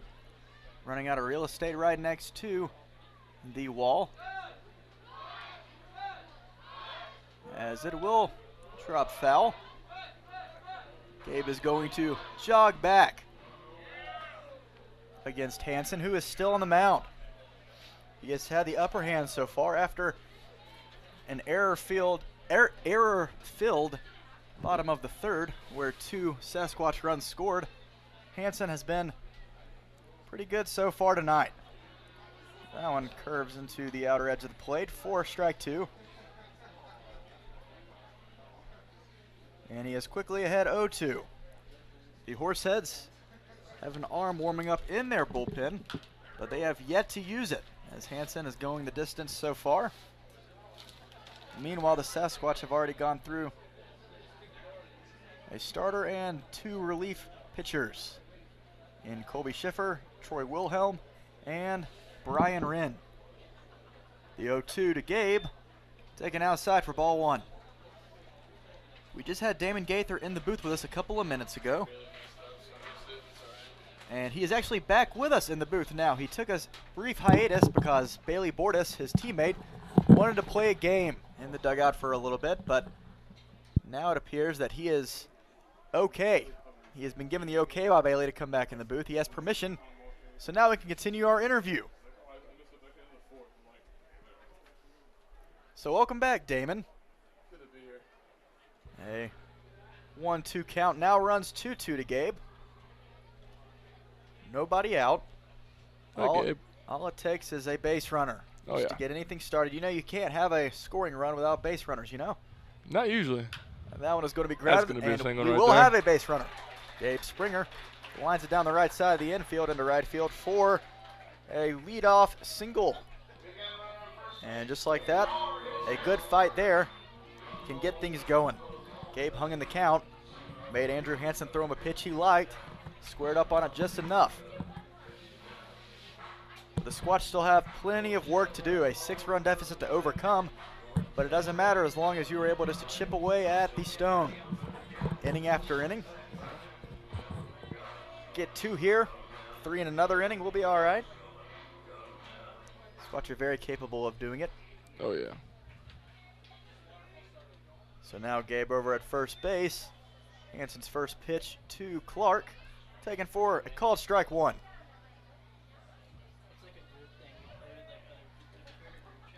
Let's go, Harry. So we'll see if Springer's going to try to steal. He is pretty good lead off of first base.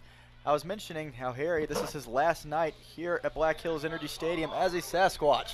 He is packing his bags once he finishes the weekend set against the Horseheads in Casper, and I wish that we could see him every day. Harrison is one of my favorite guys in that dugout. He is always fun to watch, and he is going to foul that one off. Gabe Springer would have taken second base, but has to run back. Yeah, he's a great guy to have in the dugout. He's always laughing. He's a pretty talented hitter, too. Absolutely. The neon gloves light up anything. He always loves being referred to as that. You couldn't miss the guy if you tried with that bat and the batting gloves. That works for him, though. Clark from Bellevue College, from Snoqualmie, Washington. How far is that from where you are in Washington, Damon? Snoqualmie or Bellevue? Well, I guess Snoqualmie. I think it's about an hour or so. I live up in Everett for school, so we actually play at rivals. Gotcha. Us and Bellevue are rivals. So, see, I didn't know that, but yes, I had to sir. figure they probably are in the same region. The 1-2 to Harrison, he holds yeah, off of it. we play in the same division, so we see him about 4 times a year. So I really had to make amends and figure something out as working together here on the same team. Yeah. Summer ball's like that. It's so intense, you know? Yeah, it was it was kind of nice to have somebody else other than Drew and Kenji. Oof. Damon, what do you think about that call right there? I think he missed that one. I'm not gonna lie. That's pretty tough call there. He's been having that one, that pitch. He's been really good about curving it back into the outer edge of the plate all night, but that one seemed a little more inside than usual. I think he missed that one. It happens. So Clark, down on his luck, heads back to the dugout, doesn't really say anything about it. A class act as always. Winterstein steps in with 1 out and 1 on. 8 runs on 9 hits tonight for the Horseheads. They have been pouring it on. Meanwhile, 2 runs on 3 hits for the Squatch, along with 2 errors. 6 errors altogether from both teams combined. But we feel good about our chances with Nicky stepping in, followed by Bachman. Always gives us a chance. This is your heart of the order if you're a Sasquatch fan. Absolutely. Good take. Winterstein has to back off. Didn't think he had much time to take that one anyway. He was No. backing off the plate. No, I think he was running for his life right there. 2 balls, no strikes. A little chin music. It's a hitter's best friend, some might say. Winterstein holding on to his side as if he's just an old man. I mean, you would believe it, you know, with the beard he has. I mean, he looks like he could potentially be at least 55. Oh, I'm pretty sure he has a wife, 2 kids, and a mortgage. But we'll take him. He's a great baseball player. He had to lean him back. He had some back pains there. 3 balls, no strikes. Winterstein way ahead. As the sun is starting to set here in Spearfish on game 2. Squatch are not done yet. They will do anything they can to claw back into this game. And with the tiring Hansen, We'll find a way. yeah, you take your chances. We'll find a way. That's back-to-back. There we go. And that was more of the same location that we saw that pitch against Harrison. That time, no bueno. 4-pitch walk. And Winterstein will take his base. Runners on first and second. Ryan Bachman stepping in. And Damon, you're being part of this offense. Such a successful group, being able just to claw away and just being able to find a way to claw back in the deficit at any point in time, whatever it might be. Even if it is 8-2, getting a run here and there, you always feel good about your chances. Oh yeah, it's tough to count us out. I mean, we have a lot of really good hitters on this team. We have veterans like Nicky and Bachman who've played at very high levels. So a lot of experience in this dugout.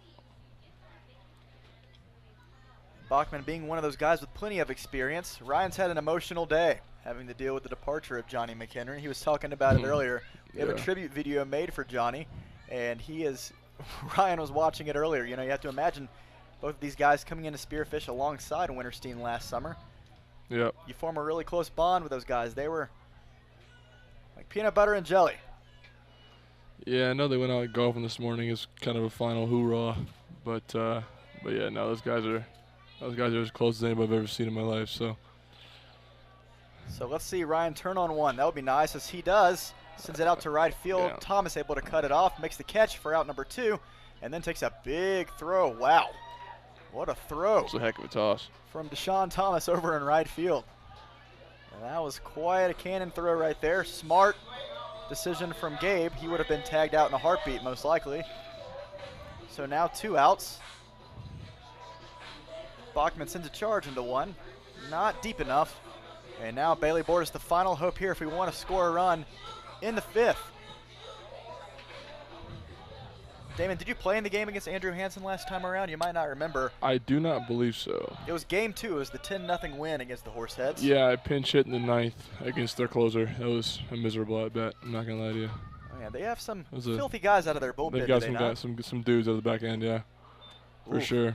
Bailey's swinging for the fences on that one. He wanted every piece of it.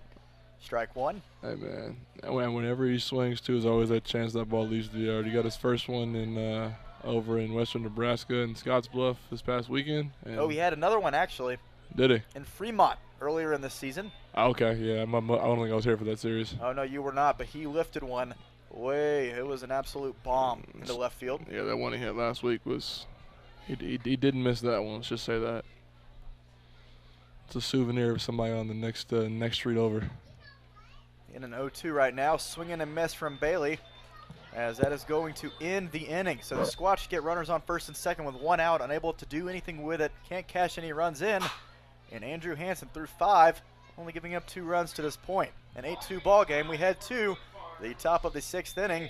We'll see what the Squatch pitcher has on the mound against the Horseheads in just a few moments.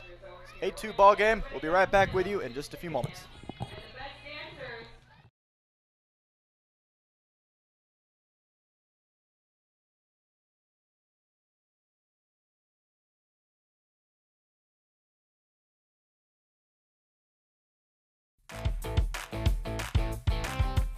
New games every month at the Lodge.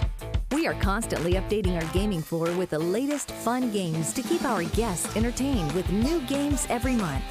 For the freshest selection of slot machines in town, make the Lodge at Deadwood your gaming destination.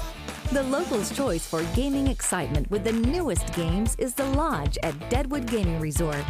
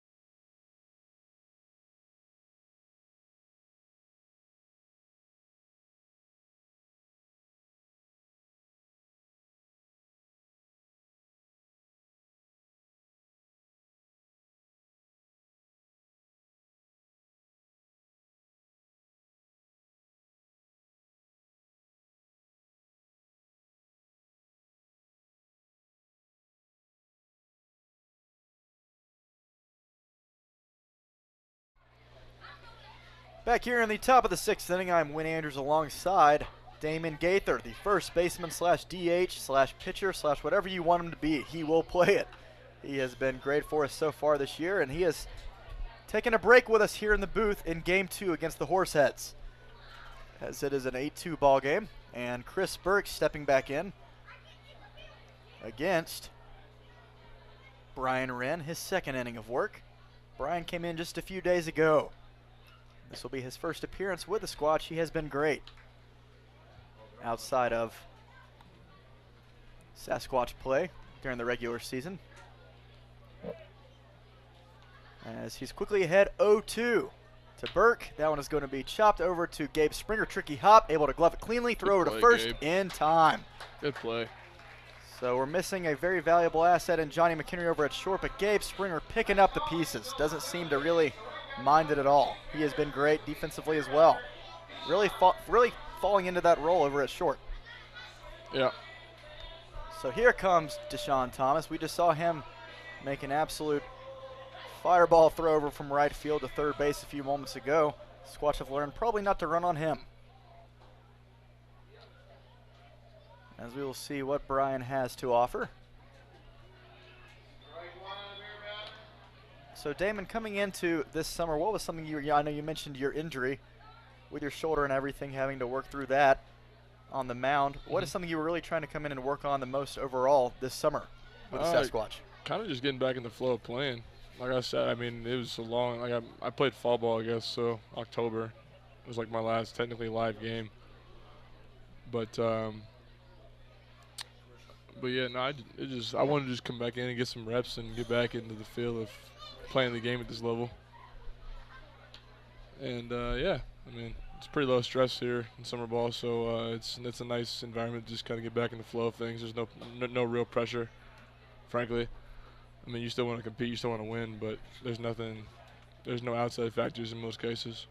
And that's why everybody can get their reps. Seems like no one's going to be too filled with anger most of the time. I feel like I made a comment earlier about how I just feel like I don't know if I'd be able to control my emotions by getting hit with a pitch. Even if it's summer ball, I feel like I'd have to read the room and be like, don't throw your bat around. That's why I'm not playing. That's why I'm here in the booth calling the shots instead over everything that's going on. Hey, speaking of that, what just happened, let's see what happened. Thomas takes his base after being hit by the pitch. That is the 2nd time tonight. Another one inside was not intentional, but it just seemed. Definitely not. 2 of those seem to be pitches way inside. Yeah. Pushed a little too much inside. First time around, I couldn't tell if Thomas had it fouled off his bat or not, but it did hit him both times. 12-2 splits. Top 9. So Damon, whenever you're hit by a pitch, what do you have to do? Go run me through what happens when you're at the plate. You just get pegged by one, and it's summer ball. You don't want to cause a scene. What do you do to keep your composure? Thankfully, I haven't hit too many times. So my only 2 hit by pitches were actually in the same game earlier over in, I believe it was Laramie, playing the Gym City Bison. But it's never fun. But there's usually, there's people in the crowd and stuff, so you don't want to make too big of a scene. You can just toss the bat. You take your time getting to first base, and it's kind of over with. It's just part of it. Well, I'd pitch away from you at all times if I were the opposing pitcher. You are 6'6", standing at the plate. I don't even know if I'd take my chances. I might just intentionally walk you. And one of those Spuds pitchers found that out the hard way. When you turned on one during that game. Oh, yeah. That was one of my highlights of the season, being able to call that. I will say thank you for that moment, Damon. Oh, absolutely. I'd love to give you more. Hopefully we can get you one in the last Badlands series. Hey, we got 5 games to do so. You got plenty of chances. Absolutely. As the playoffs are starting to show up, we're getting closer and closer to postseason play. As this will only be, I guess technically after tonight, only 8 more games played overall in the regular season. 3 in Casper, 5 at home against the Big Sticks. So we were just talking about the standings. We only have to make up a game and a half on the Spuds here if the Big Sticks were to keep sole possession of first place. But after looking at the current updates tonight, the Spuds are currently up on top of the North Platte Plainsmen 12-2. So if we were to continue this current rate of play tonight, if we were to lose, and if the Spuds were to win, that would go back to 2.5 games in the division standings. Damon, what do we have to do in these last few games? What is the main point of emphasis to really pay attention to as we're looking to make a postseason push? For me, the biggest thing in any situation you need to win is pitching and defense. I mean, you want to always give yourself a chance to win at the plate, but sometimes there's just nights where the hitters, they have tough nights at the plate. Good arm on the mound, but if you can limit the other team's runs, you always give yourself a chance. And I mean, this staff. I mean, tonight we've had a tough go at it, but usually this staff is pretty. It's pretty good. So they give us a chance to win a lot of games every night. And credit to the Horseheads where it's due. They have done absolutely everything they can to play absolutely. spoiler. They've had a tough season here and there, but they just came off of a series win against the Spuds, taking 2 out of 3, and they are currently halfway to potentially taking Game 2 against us here at home tonight before the 3-game series in Casper. Yeah. So they have been fighting hard, and they have given us everything. Yeah, they're one of those teams you can't just go into expecting to roll over, because they won't roll over for you. They're always going to compete to the last pitch, which I respect. That's what you want out of another team. Thomas being a little pesky over there at first base, trying to throw Keenan O'Brien off track behind home plate, going back and forth.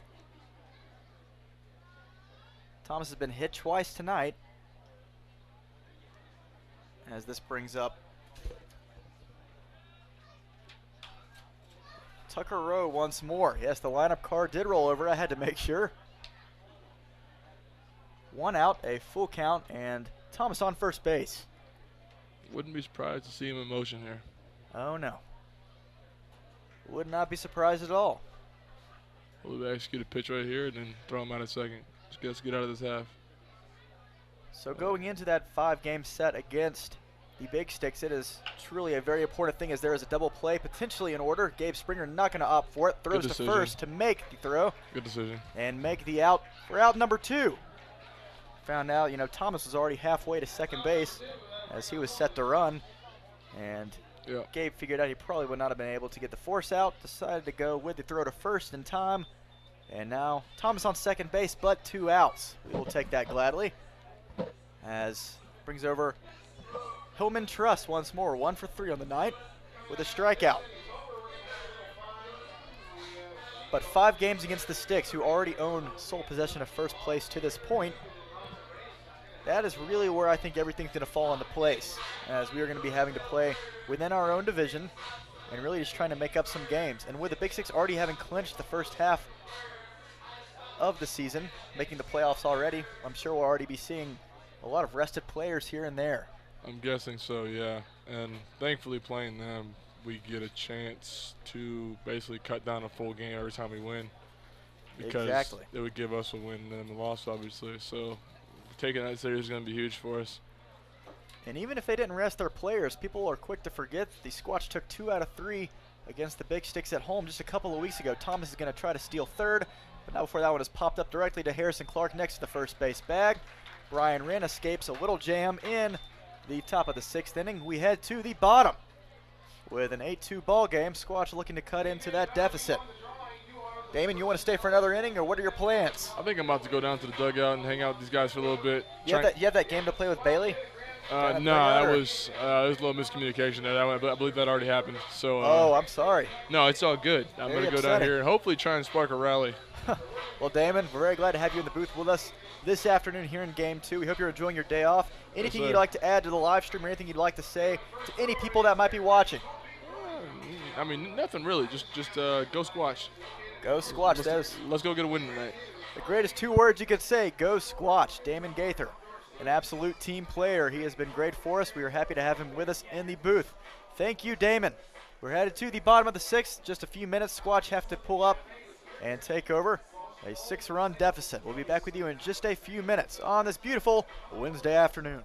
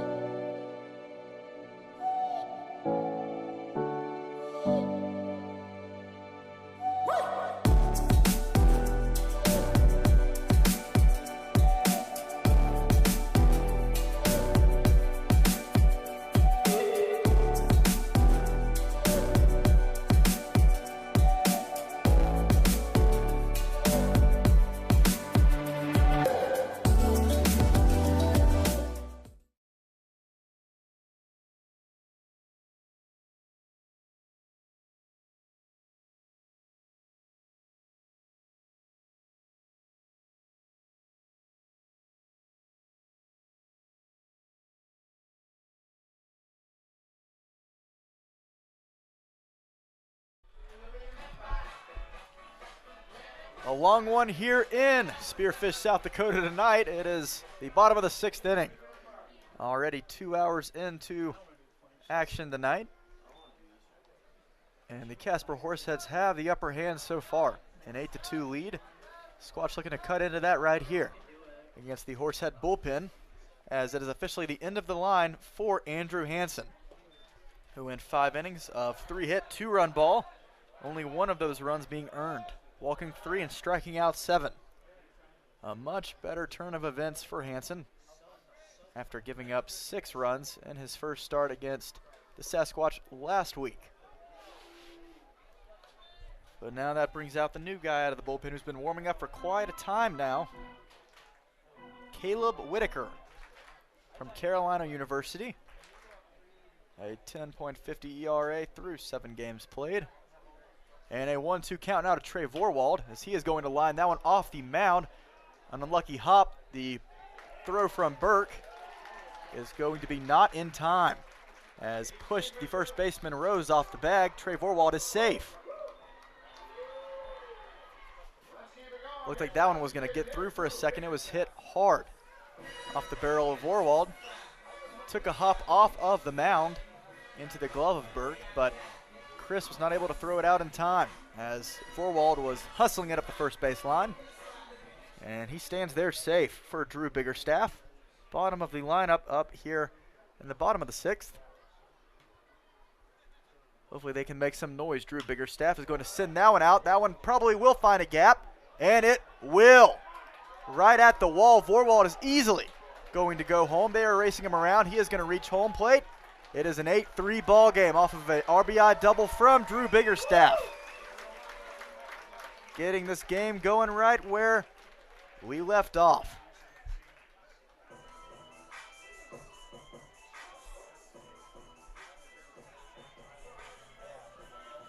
So the bottom third of the lineup doing their job.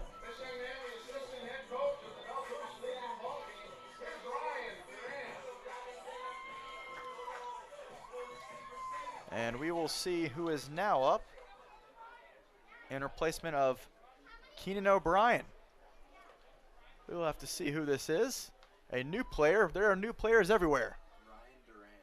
It is Ryan Duran who is stepping in. We have to imagine that he is replacing Keenan O'Brien behind the plate for the rest of the night. As pitch gets away from Conklin behind the plate. And now Whitaker and Logan are going to talk it over as Biggerstaff easily takes third base. Still nobody out. All you have to do is keep chipping away at these leads. Inning after inning, Squatch know what to do. 5 hits on the night. 3 runs. Need to cash in at least 1 more here with Biggerstaff on third.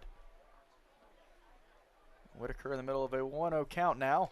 Taken way outside. That one's going to get past Conklin, and Drew Biggerstaff will come home. An 8-4 ball game now. So 2 runs crossed before a single out is made here in the bottom of the 6th. Squatch are getting right back to where they want to be. Take it batter by batter, run by run. And with Bryson Hoyer on deck, the top of the lineup rolling over, there's more where that came from. The 2-0 finds the inner edge of the plate on Duran for strike 1.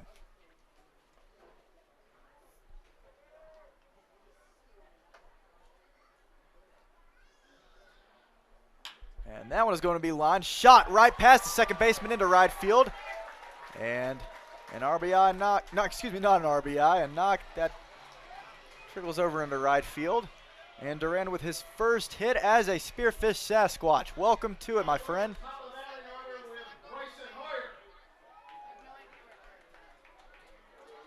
Now only a 4-run deficit to overcome. Bryson Hoyer looking to extend the inning. Whitaker has yet to retire a single Sasquatch batter, as they'll be getting someone up in the Horsehead bullpen as they're making their way right now. You do not want to play around as if you're the opposing team with the Sasquatch bats. Leaving a guy in for too long, even though Logan hasn't been in for long at all. Fire that fastball in for strike one. It is an 0-1 count to Bryson. Springer on deck. Harrison Clark in the hole.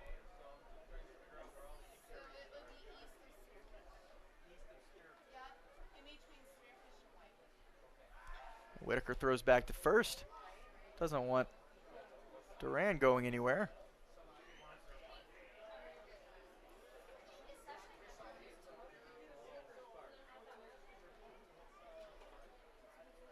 So now an 0-1 count. And the pitch just fouled off.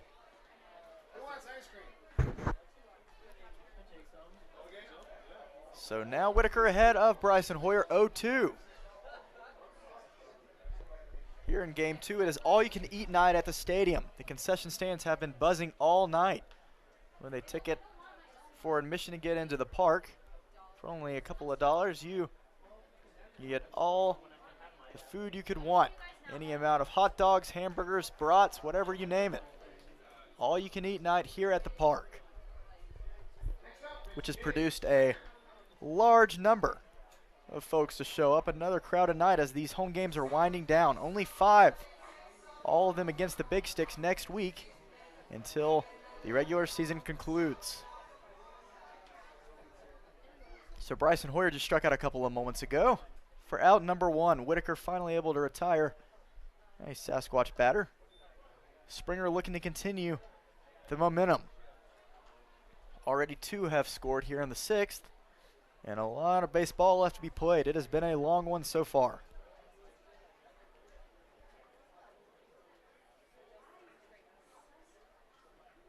One ball, no strikes. Big cut there from Springer. It is going to be fun being able to hopefully watch the Sasquatch make the playoffs.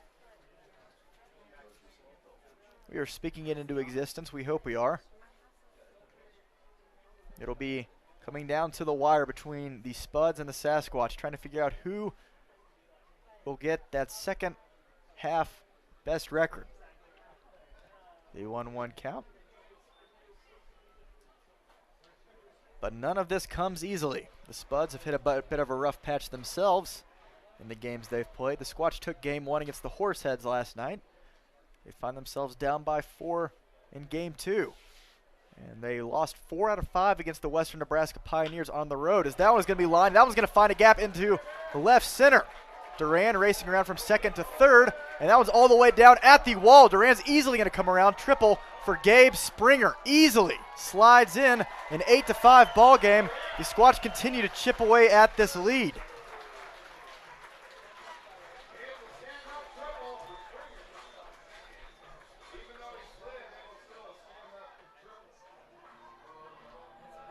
So Caleb Whitaker has yet to find an answer.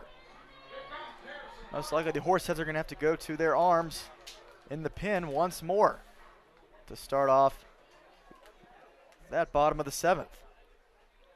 It is an entirely new ball game. Springer on third.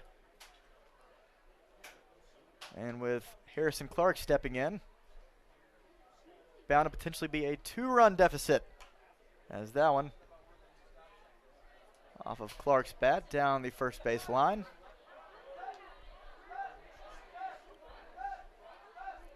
Winterstein on deck. Caleb Whitaker has officially entered the danger zone here in the bottom of the 6th. 3 runs have scored, more to come.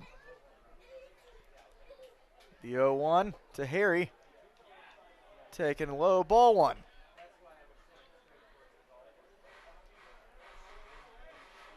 And this is where the Horseheads have seen a lot of their struggles. Maybe a few starters here and there, but the bullpen has been inconsistent. Plenty of great arms in there with a lot of lockdown performances, but sometimes the Horseheads, as many other summer league teams can do, get a little wild in terms of command and control. And so far, we've already seen this shaved down to a 3-run affair with only 1 out made here in the bottom of the 6th. Harrison Clark takes a big swing at that one for strike 2. Clark is looking to get his night going. He is 0 for 3 with a strikeout. We'd love to see him get at least 1 RBI on the night to celebrate his final night here in Spearfish. Whitaker's 2-2, and that one is going to be lined over the head of the second baseman. There's your RBI, an 8-6 ball game. This is going to continue. The offense does not stop here. Whitaker gives up yet another run. 4 runs have scored now. Harrison Clark does the job.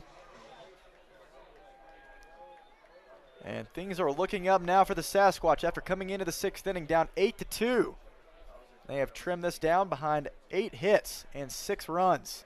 So Whitaker about to have a quick mound visit, as it has gone way too close for comfort for the Horseheads. They've already had to deal with it once before last night. Down 5-4 in the 8th inning, the Squatch played at 3 to take it 7-5. Can't feel safe with any lead.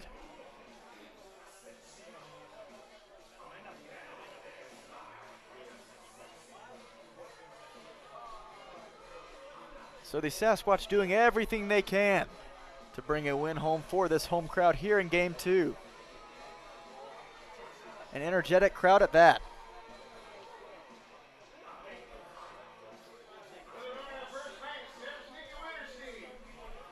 And here comes Nicky Winterstein with Clark over at first base. Something tells me we're not done just yet. Ryan Bachman on deck.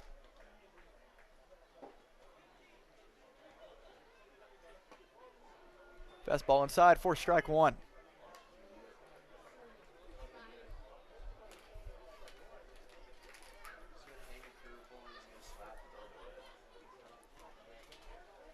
So the lineup card about to completely go through at least one time. Nicky Winterstein takes that one inside, way inside, takes the fastball. As Winterstein thought that he got hit, says he got hit. Obviously he would know. The umpire says, no, you didn't.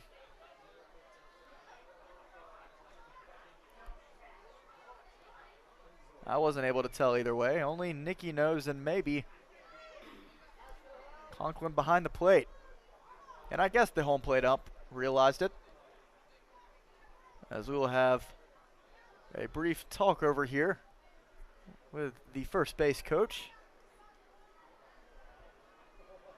They're going to talk it over and evaluate what just happened. And now here comes a little review.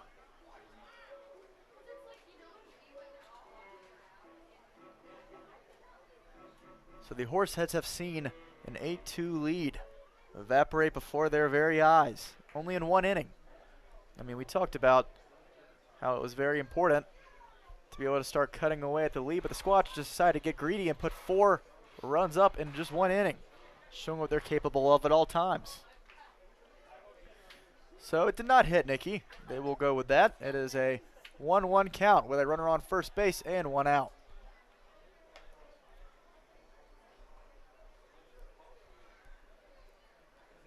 As we mentioned earlier, Nicky last night led off every big offensive inning for the Sasquatch, going 3 for 4.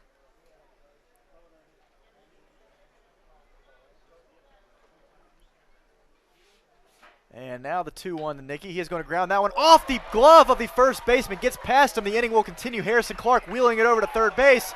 And Nicky Winterstein is going to wheel it. He's going to have a triple after a bobble in right field by Thomas. Clark comes home. It is an 8-7 ball game. The Squatch are right back in this thing. It is a 1-run affair. And as we said, with only 1 out, we are a hit away from tying this game up.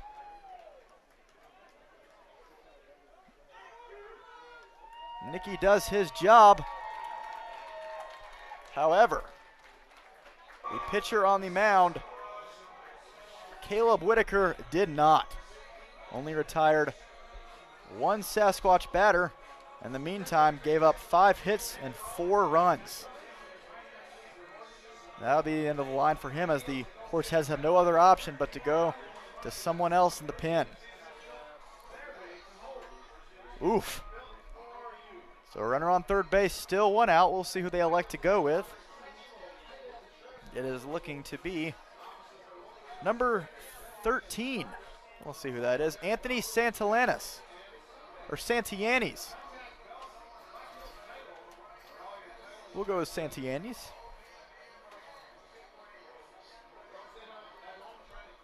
Anthony from Upland, California, plays at Benedictine University. Played 9 games at the plate and now finds himself on the mound in a 1-run game. The Squatch are knocking on the door. As he gets his warm-up pitches in, we will be back in just a few minutes, but folks, do not go anywhere. Squatch are right there with the Horseheads, only down a run. It is an 8-7 affair after the Squatch have pulled across 5 runs in the bottom of the 6th. We are not done yet. We'll be back with you in just a few minutes. Do not go anywhere.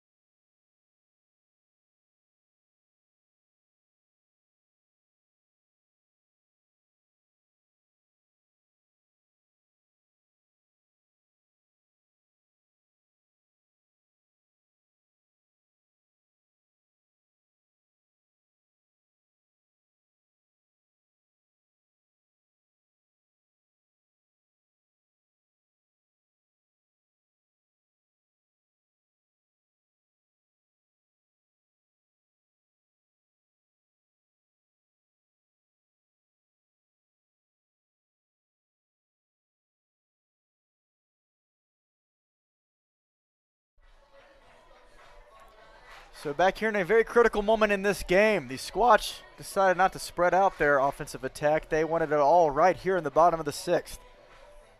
Pulling across 5 runs, and with Nikki Winterstein over at third, Ryan Bachman is now stepping in with an incredible opportunity to tie this ball game. The new pitcher on the mound, Anthony Santillanes, having to take over for Caleb Whitaker, who only could go a third of an inning, giving up 6 hits and 5 earned runs. Winterstein over at third base will be tagged to Whitaker as well if he were to come home. We hope that's the case. Ryan Bachman spits on that one way outside. It is a 2-0 count. And you feel great about your chances. With Bordas on deck, Ryan Bachman able to put it in play more often than not.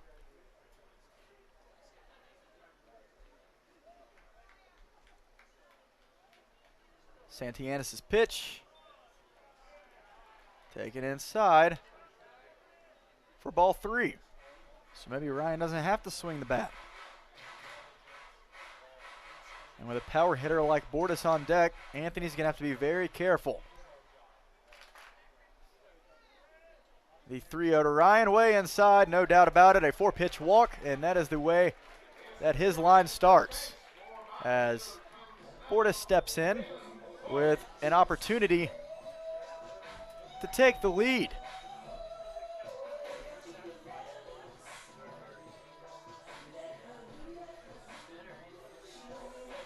So with the Spuds winning tonight,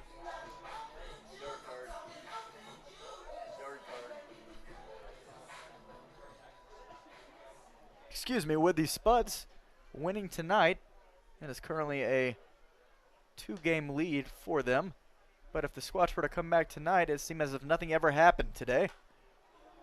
We'd love for that to happen. Keep this a 1.5 game lead in the fight as we take this into a 3-game set in Casper in just a couple of days. Bortis fouls that first pitch off. An 0-1 count. Everyone in the Squatch dugout up on their feet, paying very close attention. And a lot of silence over in the Horsehead dugout. Baseball is a game of containing emotions, and you see why. You can't show your frustrations even when you give up 5 runs in 1 inning. As the Squatch are clawing right their way in, back into this lead for the Horseheads.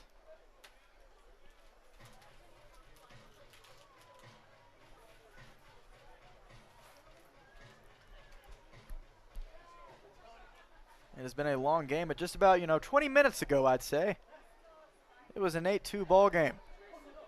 We're only halfway through tonight's matchup. The 1-2 to Bortis right here in the dirt, and Bachman is going to take second base. On the pitch in the dirt, both runners in scoring position. Double play out of order now.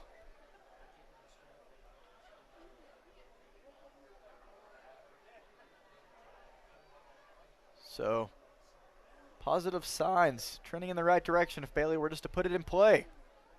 That's all he has to do. 2 balls, 2 strikes. Anthony having to be very selective with his pitches. That one is going to be lifted out towards left field, all the way back at the warning track, right close to it. A few feet shy, Nicky Winterstein's going to tag home. This is a tied ball game. Bailey Bortis does exactly what he needs to do, pulls it all the way down the left field line. And right in front of the 330-foot pole, a very effective at-bat, a sac fly. And this is an 8-8 ball game, as if that 8-2 lead never existed. 6 runs cross. Ryan Bachman still over at second base, and the lineup card has officially gone through 1 time since we started this inning. And the Horsehead pitching staff cannot get out of this soon enough.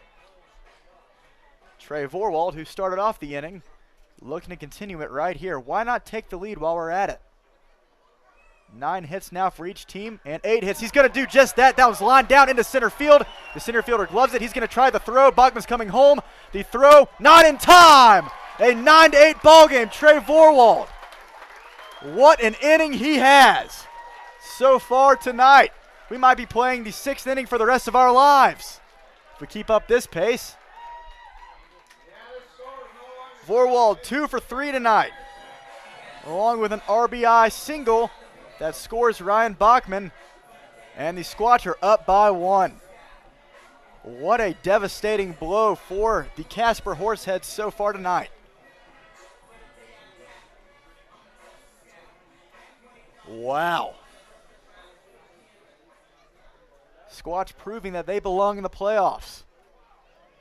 They will not accept any differently. A 2-out knock there from Trey.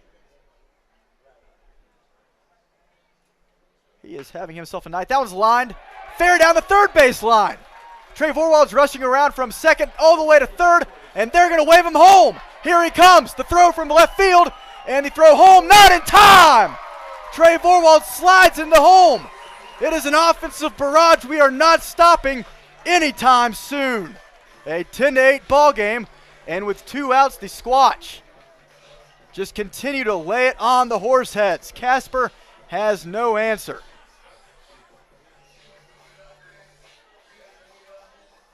Drew Biggerstaff will not stop at any point in time. 1 for 2, make that 2 for 3, and another RBI to add to his resume on the night.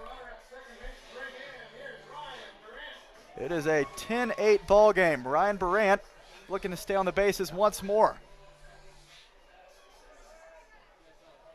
Yeah, that's right. Ryan was there just a few moments ago. It was one of the runs that have scored in this inning.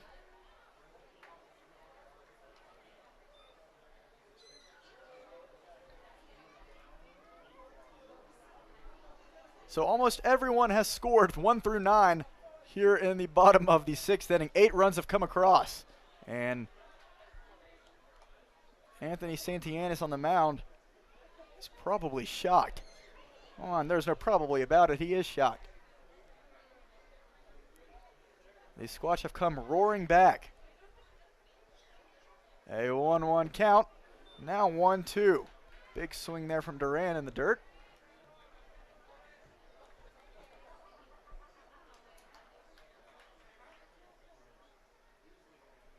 And you talk about single defining moments throughout games. This is one of them. An 8-run inning will surely boost your confidence heading in to the last few weeks of play.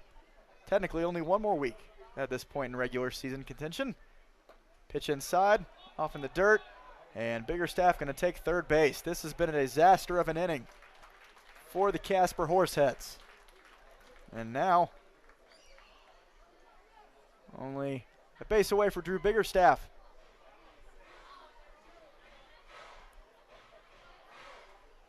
So the Squatch were trying just to cut away at this 8-run lead a few minutes ago, and now they're trying to add insurance runs, all in the matter of a single inning.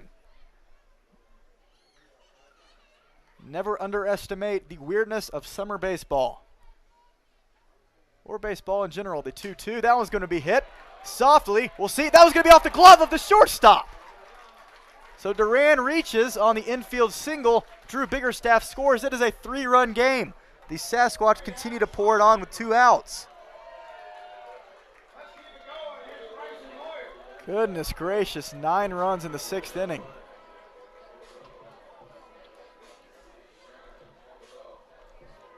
So the Horseheads did a little bit of damage on their own. We thought that 4 runs in the 2nd and then a 3-run inning in the 4th was big time. Try 9 runs in 1 inning here in the 6th. 11 runs on 12 hits. We are nowhere near done yet. Bryson Hoyer stepping in again. If we continue at this rate, we'll never get out of the 6th inning. And every guy 1 through 9 for the Sasquatch will have batted at least 7 times. Bryson's going to send that one shooting it right past the shortstop, but he's going to glove it. Not the throw, not in time. So, man, Chris Burke over there at short having himself a field day, but not the kind of day he's enjoying. Having to dive all over the place, the Squatch continue to put it on the ground. And they are going to let this be Anthony's inning. Still only an out to go. There is not a single arm warming up now in the Horsehead bullpen.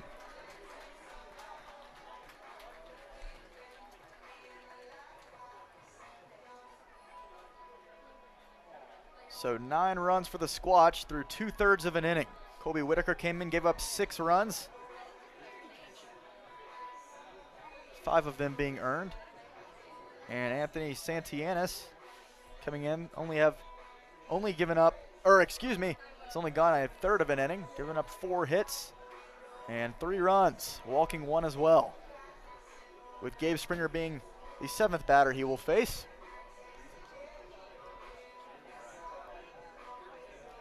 Folks, we might be on track for the longest game of the year. In fact, I'm pretty positive we will say at the end of the night, this will be that one.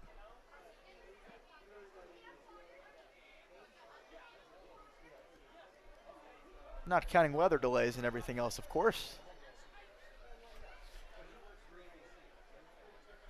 As we are already 2.5 hours into play tonight, only in the 6th inning, Gabe sends that one opposite field out towards left field. And the left fielder racing it down in time. DJ Heck able to make the catch right next to the left field line. But that's all right. The Squatch were able to, come back from an 8-2 lead. They really cut into that lead. And when I say cut in, they scored 9 runs. That's 11-8. We have a 3-run advantage now. And from what it looks like, we're not stopping anytime soon. Now, we have to protect the lead. Oh, how things can change so quickly in baseball. Headed to the top of the 7th. Squatch up by 3 behind 11 runs on 13 hits. An offensive barrage as Wyatt Adams taking the mound. He's had a very entertaining time in the dugout watching everything going on. So we'll see what he can do for us here in the 7th. Be back with you in just a few minutes. You are watching Squatch Baseball. Do you know the locals' choice for gaming excitement? It's the Lodge at Deadwood Gaming Resort. With new games arriving every month, our selection of slot machines is the freshest in town. You can always find a game with our card tables open 24 hours a day. And parking is free and easy at the Lodge, with the area's largest free parking only steps away from our front door. Enjoy spacious and comfortable gaming at the Lodge at Deadwood, the locals' choice.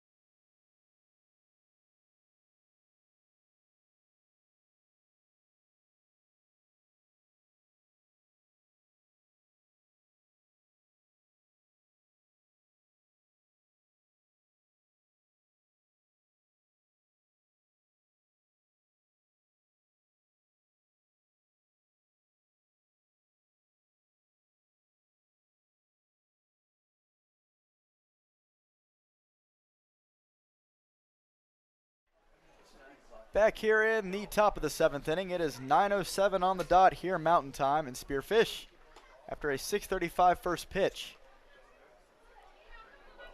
Well, what could have made this game trek on for so long for it to only be the top of the 7th? Well, you know, the Horseheads had a really good fight. You know, 4 runs in the 2nd and 3 in the 4th.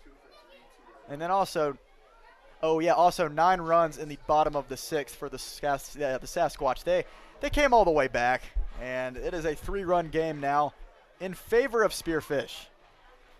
We have turned it on its head in game 2 so far.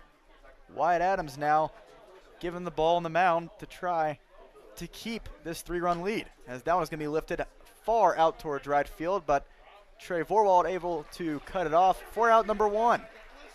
High fly ball out there from Braden Morrow. Not far enough.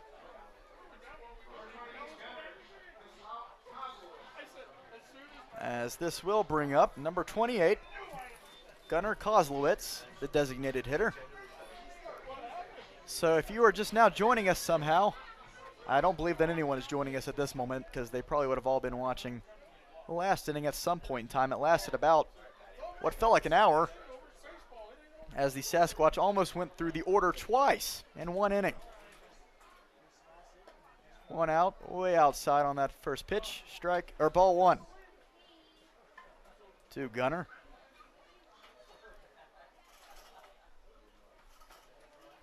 Good to see Wyatt out on the mound. We hope that he can go, hopefully, the 8th and the 9th if he wanted to.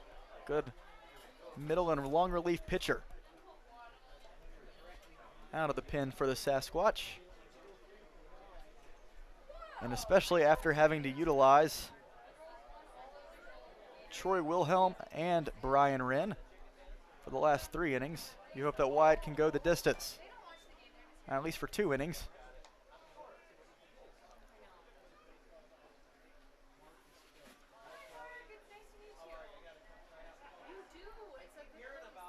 So now Gunnar locked into a 2-1 count with Wyatt. Adams' pitch fouled off.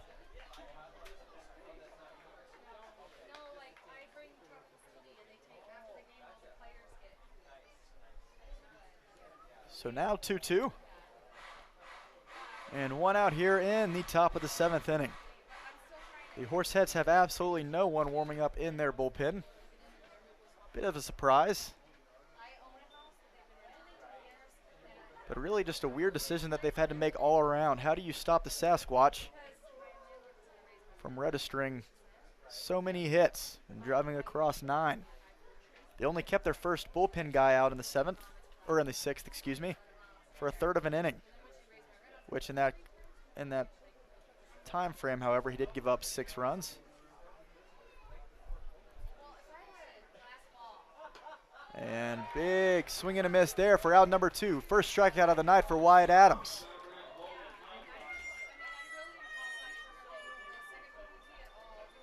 As that retires Gunnar, one of the more problematic bats in the Horsehead lineup tonight. Great pitch there from Wyatt. As that brings up Logan Conklin. Conklin, I have to imagine, is very tired. He was behind the plate the entire 6th inning. And he is going to get a hit with 2 outs. That one is going to drift into right field and find a gap down the right side of the infield for a 2-out knock. So continue to add up all these hits. 23 hits combined from both teams. 10 for the Horseheads, now 13 for the Squatch.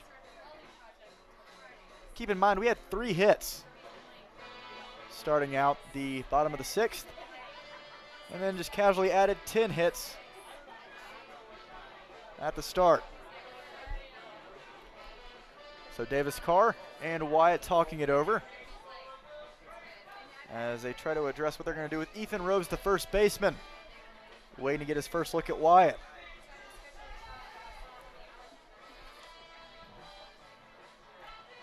Adams from Seattle, Washington, plays at Whitman College alongside his teammate Jack Hostetler.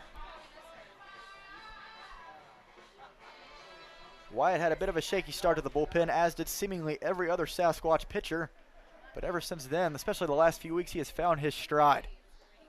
Been very effective. Fires that one in the dirt for ball one. You mentioned earlier a great night here at the ballpark. All you can eat night at the concession stands. A big crowd as they are watching these last few home games of the regular season wind down. The last time we'll be at home until next week when we return for 5 games against the Big Sticks, as we mentioned. The biggest games of the season to date.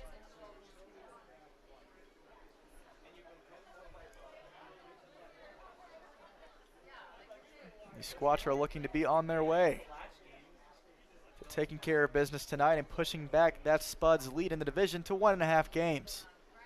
1-1. Taking a bit low, ball 2.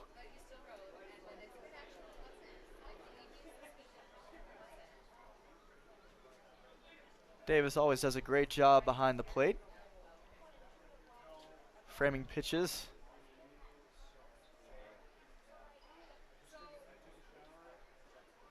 Now the 2-1. Rose lifts that one into shallow center. Bryson Hoyer going to be there on time to cut it off and make the play. Make the catch for out number 3. And Wyatt gets through the top of the 7th in a scoreless manner, only allowing 1 hit from Logan Conklin. But that is all she wrote as we head to the bottom of the 7th. Will we have another 9-run bottom of the 7th? Not sure. I guess we'll have to see after the stretch. We'll be right back with you in just a few minutes. Squatch on top by 3.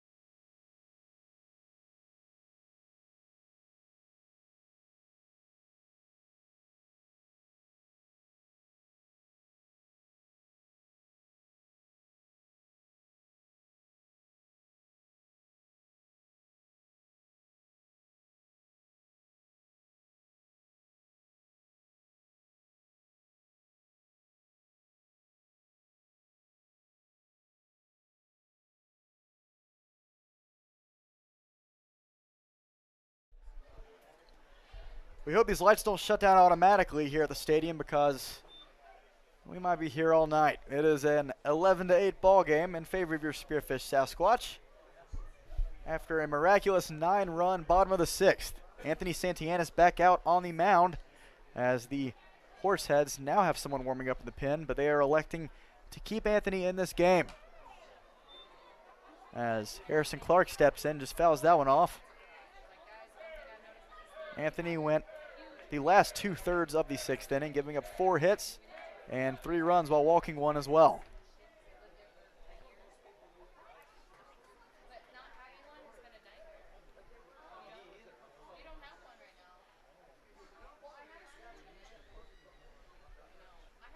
So a 1-1 count from Anthony to Harrison. Big cut there for strike 2. Winterstein on deck. And Bachman to follow. The crowd is in it more than ever tonight. Everyone here in the stadium knows how big of games these are. 1 ball, 2 strikes now to Harrison. My mind is still spinning. I'm having to recover. Been stuttering here and there. Still trying to process everything that happened in the bottom of the 6th. But it is the sport of baseball. We move on and hope that we hold on to this 3-run lead. But what fun that was. Maybe the highlight of my season so far, being able to call for the Squatch. Will not forget something like that.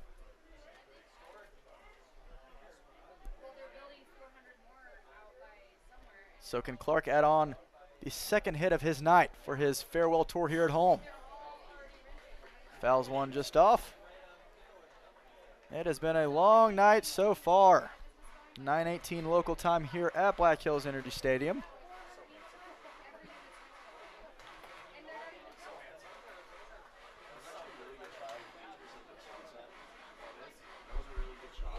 But we will take it being long nights here when it is working out in favor of Spearfish. I'd be fine with adding on 5, 6, 7 more runs. If we wanted to, the 1-2. Ball 2.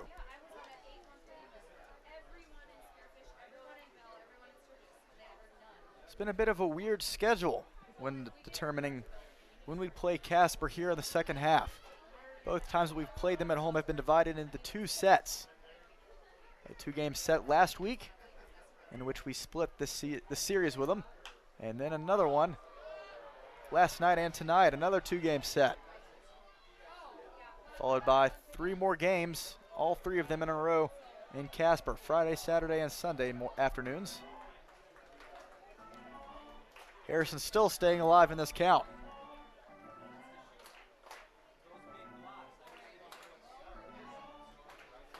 A 2-2 count now.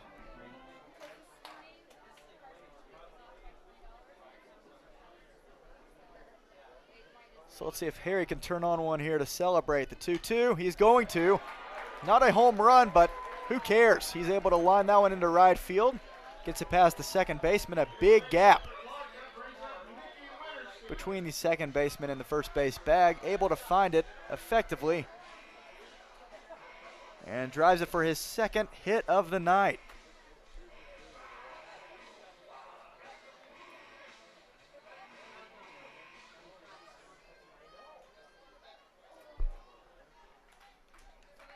So here comes Nicky Winterstein. Stepping in once more. 14 hits on the night. The Squatch are nowhere near done yet. We still have 3 full innings of work left, as Anthony is yet to retire a Squatch batter. Gave up the hit to Clark, and Winterstein wanting to get in on more of the fun. We've seen Nicky absolutely let loose on one over the right field wall not long ago. Will he do it again? Add a little exclamation point on tonight.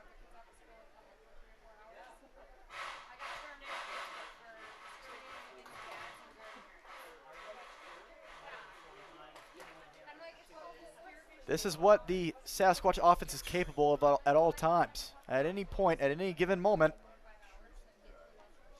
we can turn on a dime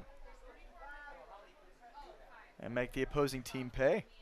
For the longest time, the Horseheads were playing with so much confidence as they showed their teeth early.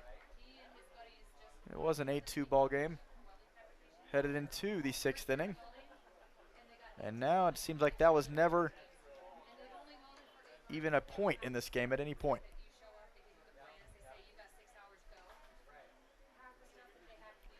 Feels like the Squatch have been leading all night. Whereas until the 6th inning, we were playing from behind the entire time. The 2-1 now to Nicky. He is going to lift that one into right field. That one is over the head of the right fielder, and it's off the wall. as Harrison's going to race over to third base. That one is way offline. The throw from the right fielder to short. Nicky takes second base. Harrison on third, both in scoring position. Nobody out. So Nicky does what he always does. A hit is no surprise. Looked like that one could have been potentially gone. It kept carrying. And with the lights, it was kind of tough to tell whether or not if it was off the wall or behind it. So make that 15 hits on the night.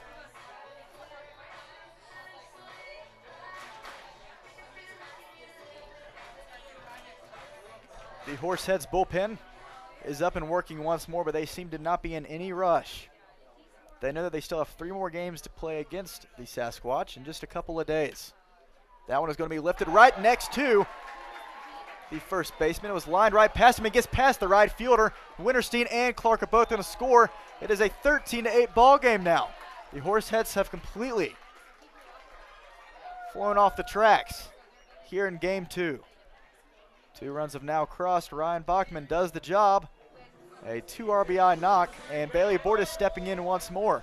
Who are we going to select for player of the game? We cannot fit all 9 players here in the booth.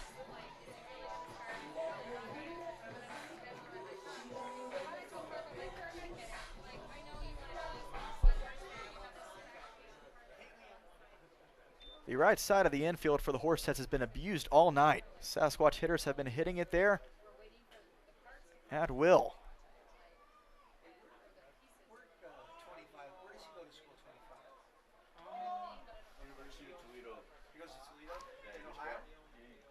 A 13-8 ball game now. 16 hits back-to-back from Harrison Clark, followed by Nicky Winterstein, followed by Ryan Bachman.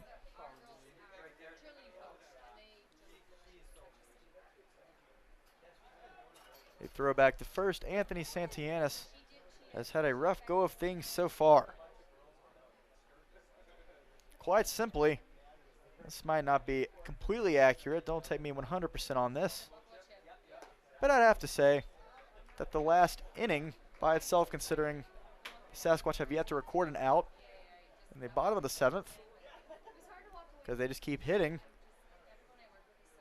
The last inning and some change might have taken longer than the last 5 innings combined.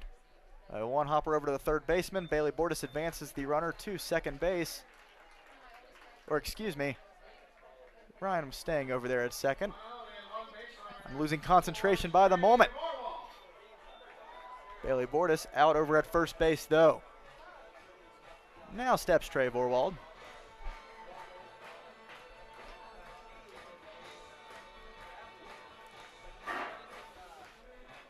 Starting to get a breeze here at Black Hills Energy Stadium. We have not had much of that at all today. It's been very hot, 90 degrees at first pitch, and it has now settled down considerably. All the way down to 73. That's weird. But I will not complain. It's always hot here in the booth. So make it a 5-run lead now for the Sasquatch. Trey Vorwald lifts that one out towards right field. Thomas checking in on it, makes the catch for out number 2. 5 errors for the Horseheads. And even though it is a 5-run lead, you have to imagine that a couple of those errors scored at least 2 to 3 runs. 2 of the errors have been tagged to Thomas over in right field. Casper has just fallen apart. So now with Ryan over there still on second base, Drew Biggerstaff seeing if he can continue to add on to the RBI total on his night.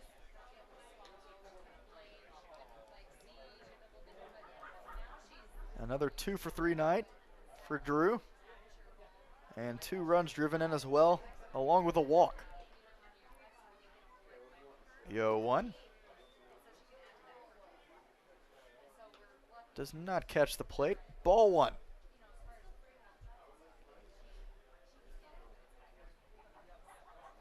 The Horseheads will consider getting bigger staff out of this a victory. But they are not able to. That one's going to be lined into left field. Brockham's getting raced around third base. What in the world? The left fielder unable to catch up to that one. That one gets past him as well. The outfield is playing tricks on everybody today. Biggerstaff's going to try for a triple. He will be tagged out just at the last second, but not before he scores. Ryan Bachman off of a shot into left field. Gets past the left fielder, DJ Heck, all the way to the warning track. Ryan Bachman comes back. Another error there. 6 errors on the night for the Horseheads. And now a 14-8 lead for your Sasquatch. Drew Biggerstaff adds another RBI. Make that a 3-for-4 night and 3 RBIs. Squatch are plating them all tonight. Trying to make a highlight reel all in one game. We'll be right back with you in just a few minutes. Squatch up by 6.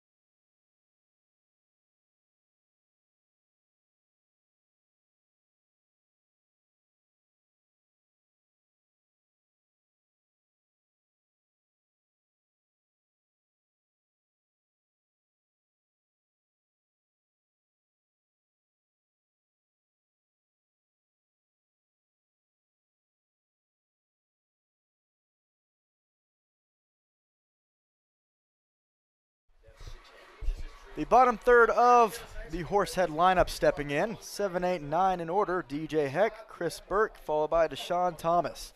And Wyatt Adams back out for another inning. After pitching a scoreless 7th. Striking out 1 in the process. Looking to do more of that damage to the bottom third of the Horsehead lineup. After 3 more runs scored for the Sasquatch in the bottom of the 7th.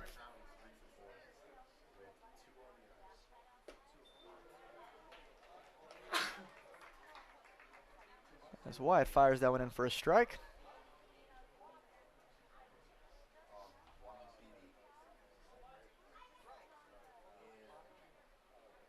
Ryan Bachman with a 2 RBI knock a few moments ago to score 2, followed by a Drew Biggerstaff single that scored Ryan Bachman, as the feed from Harrison Clark to Wyatt in time as he steps on the first base bag before DJ Heck can reach for out number 1.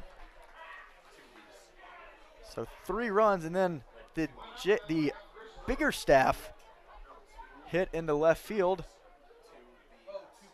Got past the left fielder as he was trying to corral it and raced all the way to the warning track. We've seen a couple of those tonight, and we think it is because of the way that the field is playing right now. A lot of bumps here and there. Hasn't been a lot of rain. Players have said it has been hard to manage out in the outfield. We've seen a few of the Sasquatch players make a few hiccups the last couple of games in the outfield. We have to believe that's the reason why. And unfortunately for the Horseheads, it has been a rough night having to control them. 17 hits, 14 runs for the Sasquatch. 6 errors for Casper.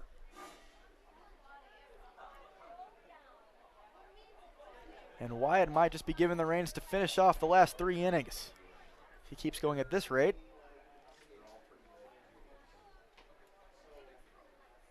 And there will be a new pitcher in the bottom of the 8th for the Horseheads.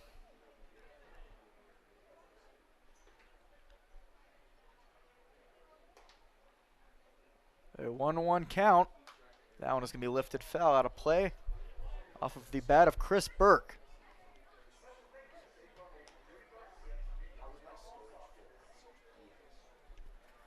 If you are still joining us right now on our live stream, we thank you so much for doing so.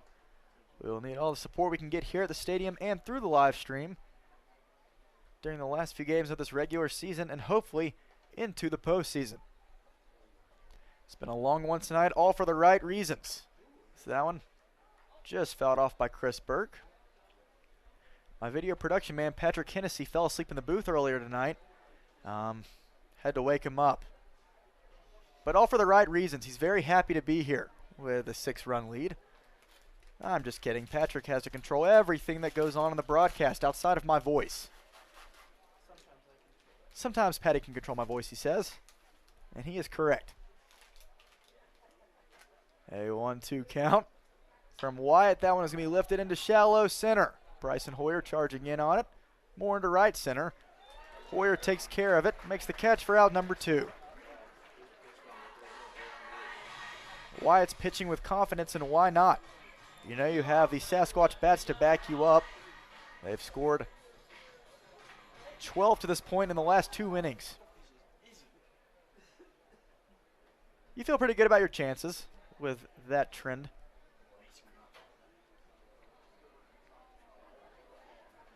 So now only one more out to get here, and that is going to be Deshaun Thomas. Wyatt's pitch, low for ball 1.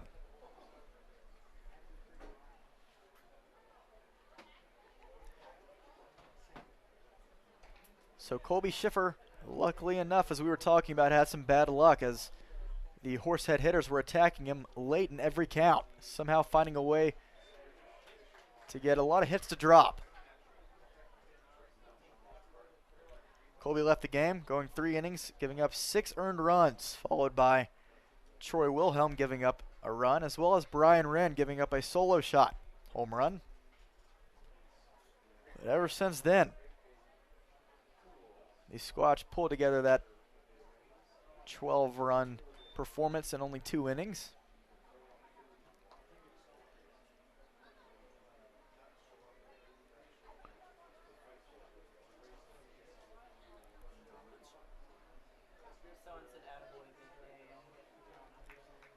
So 1 ball, 2 strikes, and 2 outs with the top of the lineup on deck and Tucker Rowe. But Wyatt is ahead.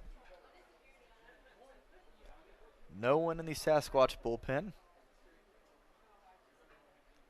We are sure that Wyatt is probably going to be given the A-OK to try to finish everything off in the 9th. If he gets out of this frame okay. I have confidence he will. The 1-2 to Thomas. And Thomas got frozen on a called strike 3. Wyatt Adams able to retire the side in order and finishes it off by striking out Deshaun Thomas. We head to the the bottom of the 8th. We'll see if the Squatch decide to add even more to their 14-run total. We'll be right back with you in just a few minutes. Squatch up by 6.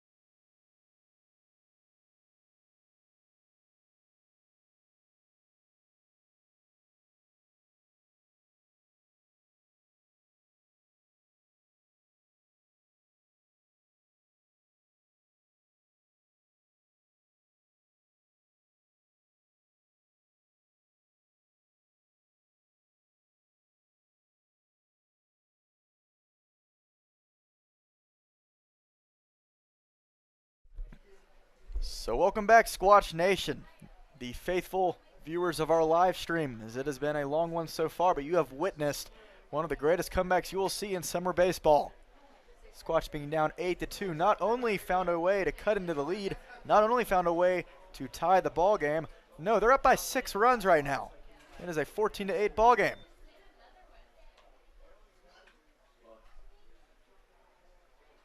And a 1-1 count now to Davis Carr, who has taken over catching duties about halfway through tonight, taking over for Keenan O'Brien. We'll see what Davis can do against the new pitcher, Mike Williams, on the mound, number 1. Williams, the senior lefty from Winston-Salem, North Carolina. Through 11 games played, has a 1.96 ERA. Pitching 18 in the 3rd innings. A 1-0 record, striking out 14 hitters. You best believe that the Horseheads did not want to use him tonight in this situation. Arguably, not arguably, definitely their best guy out of their bullpen.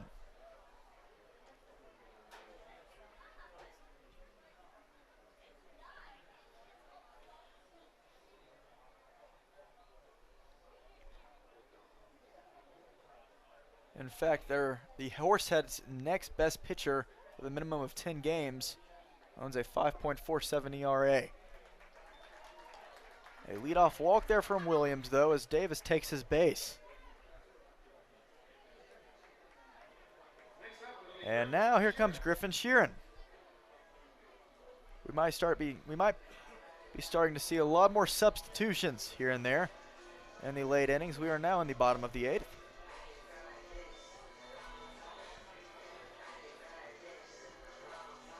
Wanted to give some of your starters valuable off time. A little rest headed into the Casper series in Wyoming.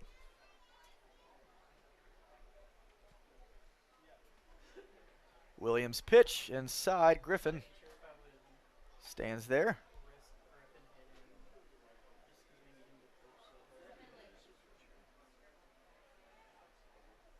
So it's been a while since we've seen Griffin at the plate. He likes to alternate between staying on the mound and then sometimes working around the outfield and sometimes even at third base. We're going to need Griffin a lot during the 5-game set against the Big Sticks, as well as this 3-game series at some point, most likely, against the Horseheads. In fact, we might be seeing Griffin early in games 1 or 2 against Casper, followed by a late start in one of the last games of the regular season against the Big Sticks, if everything works out in terms of starting rotation the way it's been going.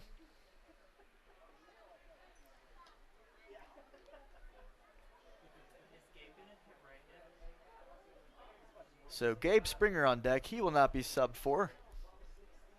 And, you know, we really have to give credit to a man who has not played just yet. He hasn't even picked up a bat tonight, but he has been a major factor in tonight's hopeful win. Damon Gaither. No, he has not played tonight, but he came up in the booth, and we like to credit him with player of the game. I'm just kidding.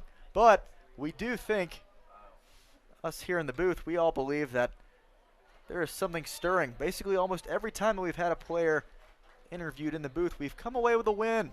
It has proved very well for us so far this season.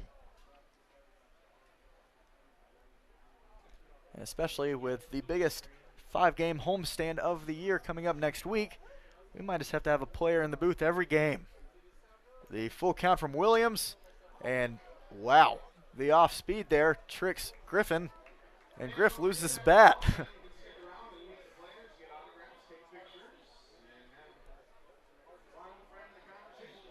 And we're talking about off speed. That's very off speed. Williams has some velo and then likes to trick his opposing batters into a pitch like that. And it has tricked Griff a couple of times already in this at-bat. The payoff pitch, and there he goes back with the fastball, but unable to catch any part of the plate. A little outside, and now runners on first and second, and Mike Williams, the best arm out of this Casper bullpen, is having a bit of a struggle to start this inning. But with the way that the Squatch offense is hitting as of right now tonight, I don't feel like you could get a major leaguer to come in here and shut things down.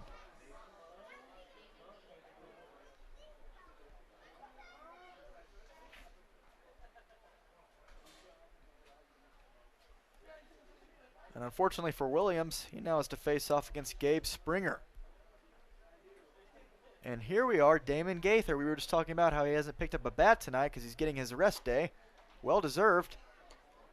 But rest not for long. He is in the on-deck circle. He'll get at least one look at the plate tonight. One ball, no strikes now to Gabe. Fouls that one off.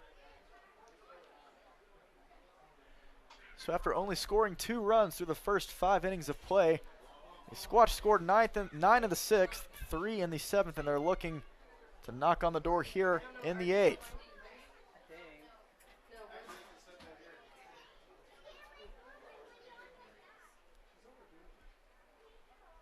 So what can Gabe do here? They throw that off speed again, not for a strike.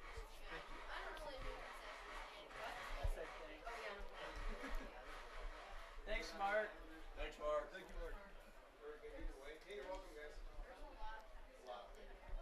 And we've just been given a booth in the, we've just been given a surprise in the booth. Excuse me, I'm just messing up my words left and right. Gabe Springer fouls that one off to celebrate the Squatch taking a miraculous comeback and as well as a 6-run lead. Our PA guy, Mark, just gave all of us ice cream. This is the best day of my life.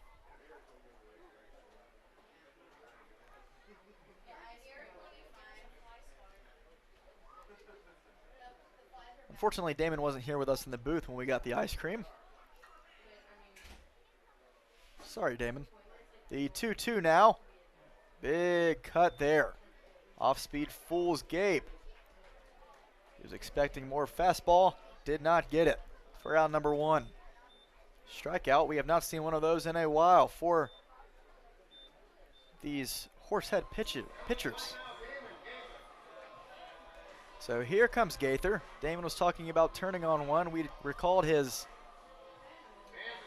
huge cannon shot over right field against the Canyon County Spuds a couple of weeks ago. I think it was on July 4th. In fact,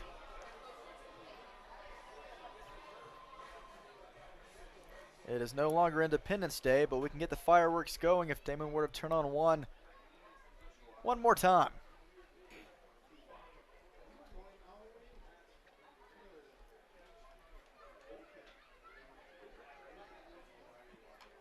Fastball again. Damon fouls it off. So if we continue at this rate, Wyatt Adams only has to get 3 more outs for the Sasquatch to close this one off in the top of the 9th.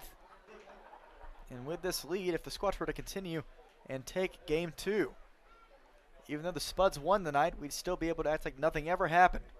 Just clearing a game off the schedule and keeping it at a 1.5 game lead. That one is going to be lifted over the shortstop, and Gabe Springer is going to jog. Or excuse me, not Gabe Springer. Davis Carr is going to jog around home plate, as that is going to be the first run of the night allowed by Mike Williams. It is now a 15-8 ball game. Damon Gaither comes in, hasn't batted all night, and gets a hit on his first look against Mike Williams. So now Davis Carr scores. Griffin Sheeran on second base, and now Damon at first.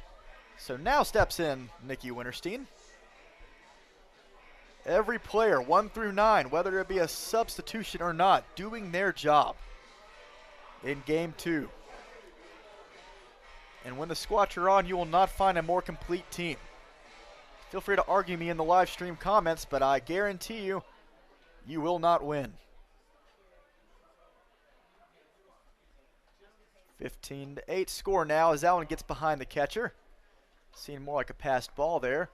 Both runners will advance. Damon on second, Griff on third.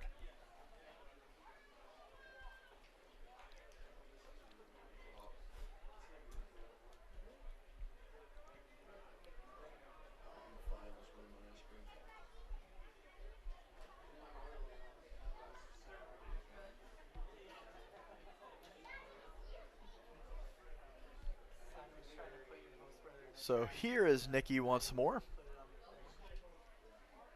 We mentioned how important he is to starting off every inning for the Sasquatch.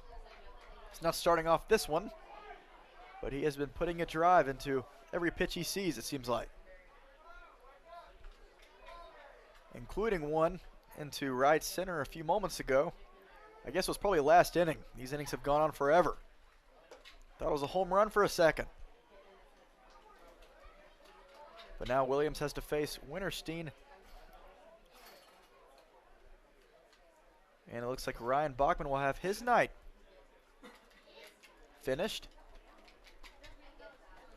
as we will see a guy subbing for him, pinch hitting, as Nicky sends that one a mile high out at the warning track. Thomas right on the track against the wall, able to make the catch, but that is easily going to score Griffin Sheeran on the sac fly. That one gets past the third baseman. Damon Gaither thinks about maybe going home, but after all, it is a 16-8 ball game.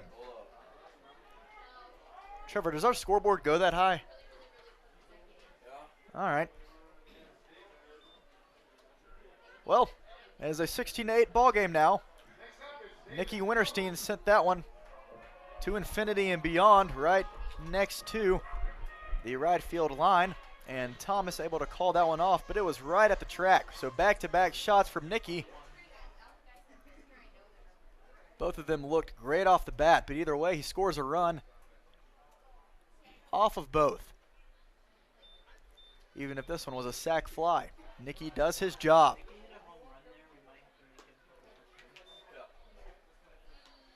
So now it's become more of a competition of pride.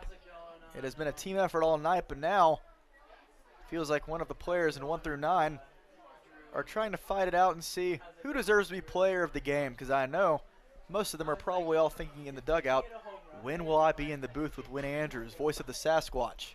That's what most of them would probably think at least.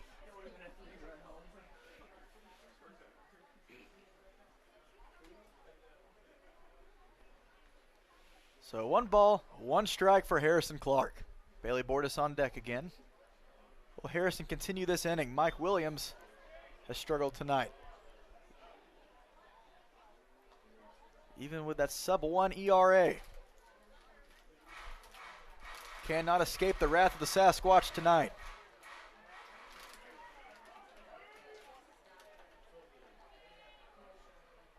Damon over at third base. Harrison down to his last strike. And the pitch, swing, and excuse me, not Harrison. That is not Harrison. He has the same flow from the back. I thought that was him with the same hair, but that was David Dielman who is pinch hitting for Harrison tonight. So that will end the inning. Everyone does exactly what they're supposed to do, and they score 2 more in the bottom of the 8th. Squatch on top 16-8, as if they were never down in the first place. Headed to the top of the 9th inning, and Wyatt Adams looking to shut the door completely, not leave a trace. We'll be right back with you in just a few moments.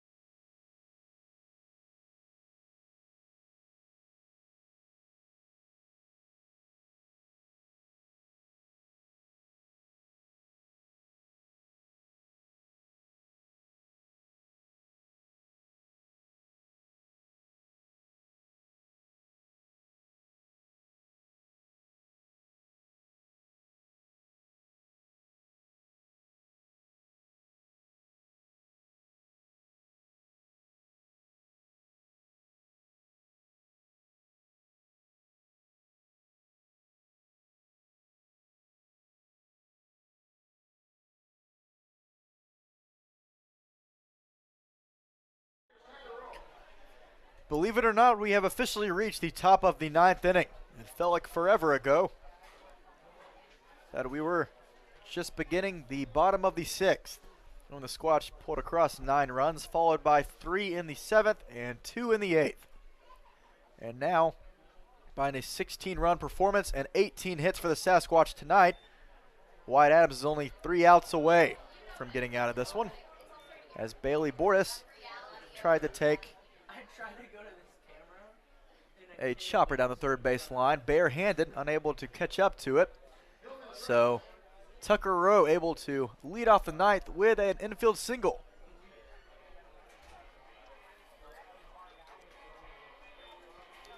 As Hillman Truss steps in one more time, the second baseman.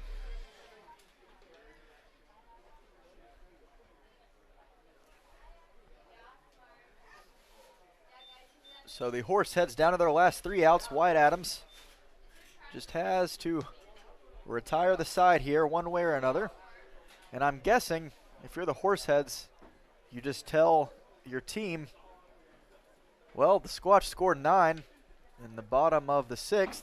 Why can't we score 8 in the bottom of the 9th to tie this thing up? But that was going to get past the second baseman, as Dealman unable to catch up to it. So now back-to-back knocks, and runners on first and second here in the 9th inning. So come on, Wyatt. He's not too worried about it, I can tell you. In a situation like this, he's going to do exactly what he knows how to. The Casper Horseheads know this too. Wyatt's going to throw you strikes. He's not going to be out here trying to throw around the plate with an 8-run lead.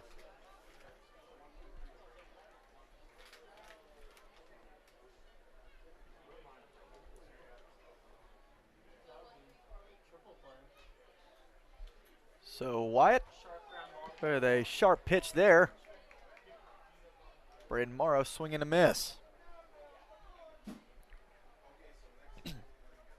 Only 2 minutes away from the 10 o'clock hour here in Spearfish.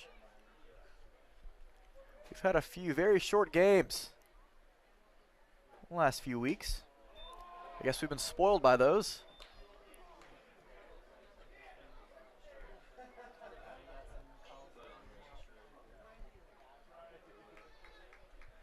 One ball, one strike now tomorrow, with runners on first and second, nobody out.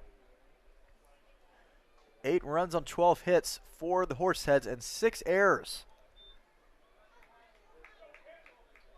as they look to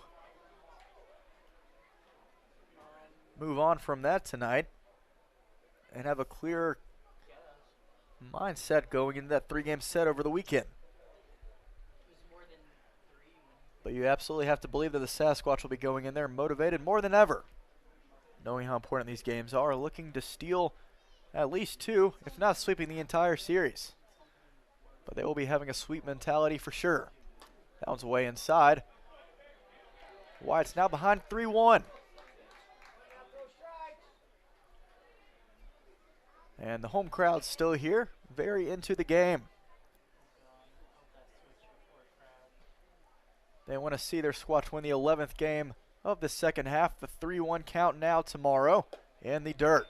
And away a little from Davis, but it doesn't matter because now bases are loaded and still nobody out.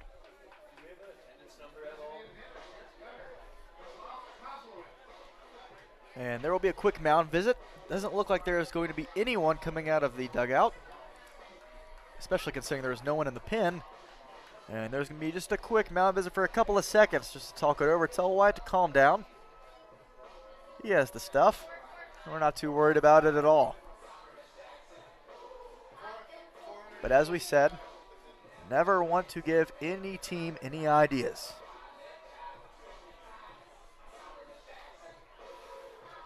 That's exactly what the Horsehead bullpen did in the 6th. And then, alas, 6 runs in the 9th. 9 runs in the 6th, excuse me. The numbers are getting inverted on me. A lot of scoring to keep up with tonight here in the booth. But it's a good problem to have. We will not complain about that any day.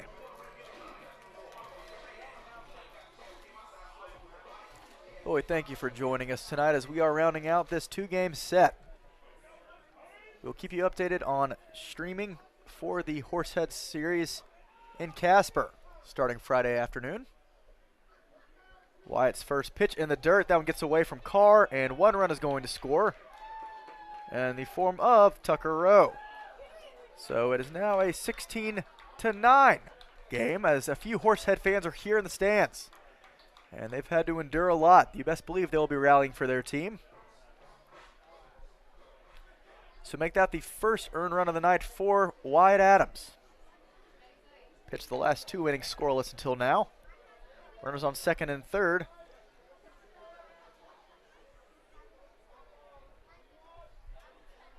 For who appears to be Gunnar Kozlovic one more time. Kozlowitz, excuse me. Still nobody out. Wyatt needs to give him something to swing at. And that one gets in front of Carr again. Davis keeps it in front of him.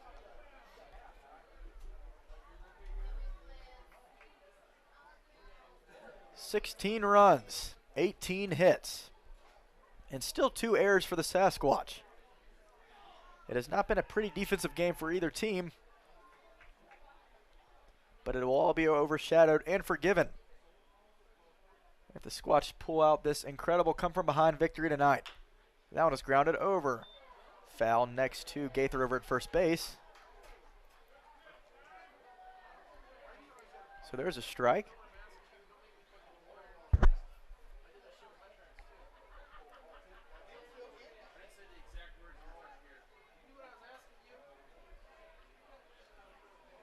The Squatch are hitting .265 at the plate this season. Horseheads, meanwhile, hitting .280. Hitting at the fact that their pitching has been a major issue, as that one's going to be a weird hop over the head of Gaither. It is hard to get over the head of Damon Gaither, but Gunnar is going to take 2, at least as it falls into right field. 2 will score. It is a 16-11 ball game. As now there is someone about to start getting ready in the Squatch bullpen, just in case. But that does clear the bases. Gunnar is now on second base. A 2 RBI knock, and it is now only a 5-run affair. How big are those 7th and 8th innings? Seemed like it was nothing at the time, only adding on to the pain for Horsehead fans. But the 3 runs in the 7th and the 2 in the 8th are proving very important now. Never wanted to be closer than it has to be. As now Logan Conklin looking to continue the inning for the Horseheads. The pitch from Wyatt. That one is lifted into right field. Trey Vorwald gets a good read on it, able to make the catch. And Gunnar is not going to tag from second to third. So good pitch there from Wyatt. Threw him the fastball. And all Logan could do was lift it into right field. Bringing up Ethan Rose, the first baseman, followed by DJ Heck. Only 2 more outs to get for Wyatt here in the 9th.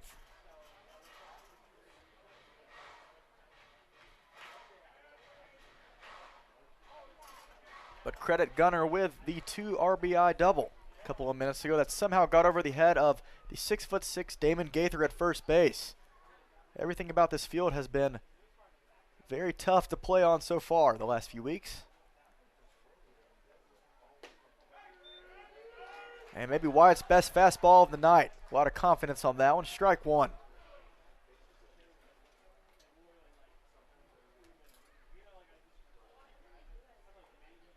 So now 11 runs on 13 hits for the Horseheads. Both teams been flaunting all night their offensive ability. That one is going to be lined up the middle, right past the second baseman. Dillman unable to do anything to it. And runners will be on the corners as Gunnar had a really bad start from second base. Had to make sure it got over the head of David Dillman. So now runners on the corners, and that's going to bring up DJ Heck, the University of Iowa product.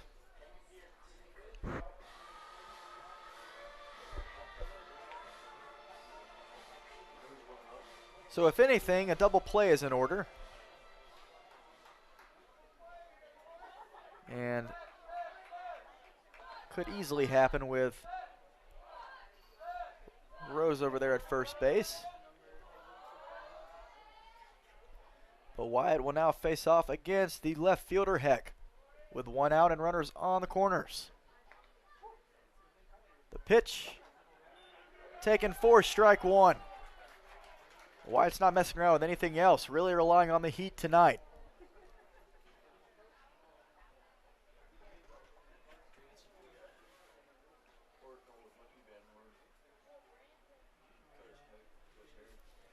Looks like Gavin Van Horn might be in the bullpen for the Sasquatch right now, but we might not need him. That one curves.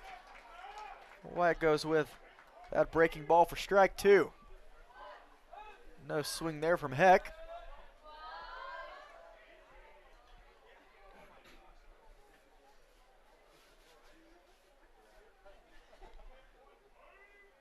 So now the 0-2 on DJ. What the heck, a swing and a miss. I'm sorry, I had to do it one time. With the last name Heck, it's kind of hard not to make it a pun. Wyatt Adams with another strikeout.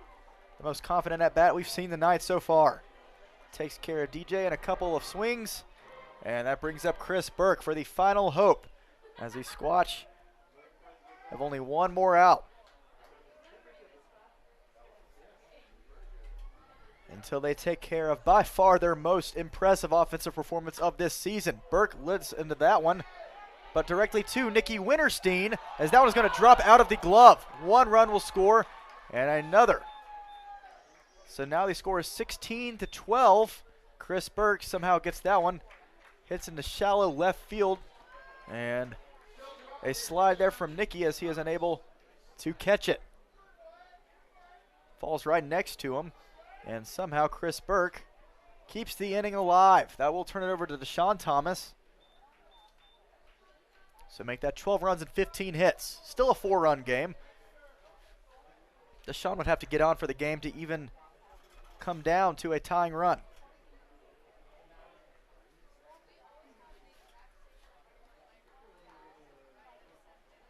The 2-out pitch from Wyatt. That one's going to be grounded right off the glove. Bailey Bordas with a clean pick. The throw. A fire shot over to Damon Gaither for out number 3 to take care of business and solidify the most impressive win by the Spearfish Sasquatch to date so far in this season. A 16-12 victory over the Casper Horseheads. It wasn't pretty at times. In fact, it was rather ugly, but we will take it by any means necessary. 9 runs in the 6th. 3 in the 7th, 2 in the 8th. And even though 4 crossed in the top of the 9th, it was still a 4-run affair for the Sasquatch. That's how much we poured it on tonight. A great game by all accounts, and the Sasquatch have to feel good heading into the weekend set against the Horseheads once more. The final time we'll be seeing these guys. And I'd have to say probably a very devastating blow to the Horseheads, who have struggled throughout this season, but might not have seen one as heartbreaking as Game 2 tonight. But credit to both teams for showing off what they can do on the offensive end. But the most credit goes to the hometown Spearfish Sasquatch. 16 runs, 18 hits, while still accumulating 2 errors on the night. It was not the best pitching performance, obviously, from any of the Sasquatch pitchers, but we got the job done, and that's all that matters. Thanks to the Sasquatch offense, showing just how complete we are as a unit. As we sweep this 2-game set against the Casper Horseheads at home, we'll have a quick post-game in just a few moments. But until then, hang in there. I am Win Andrews, your voice of the Sasquatch. So happy to be with you on the call. And the Sasquatch are happy that you have joined us tonight here at Black Hills Energy Stadium. So for that, they thank you by winning big. A 16-12 victory in Game 2. We'll be right back with you in just a few minutes for the post-game. Squatch win big. So happy you were with us. You were watching Squatch Baseball.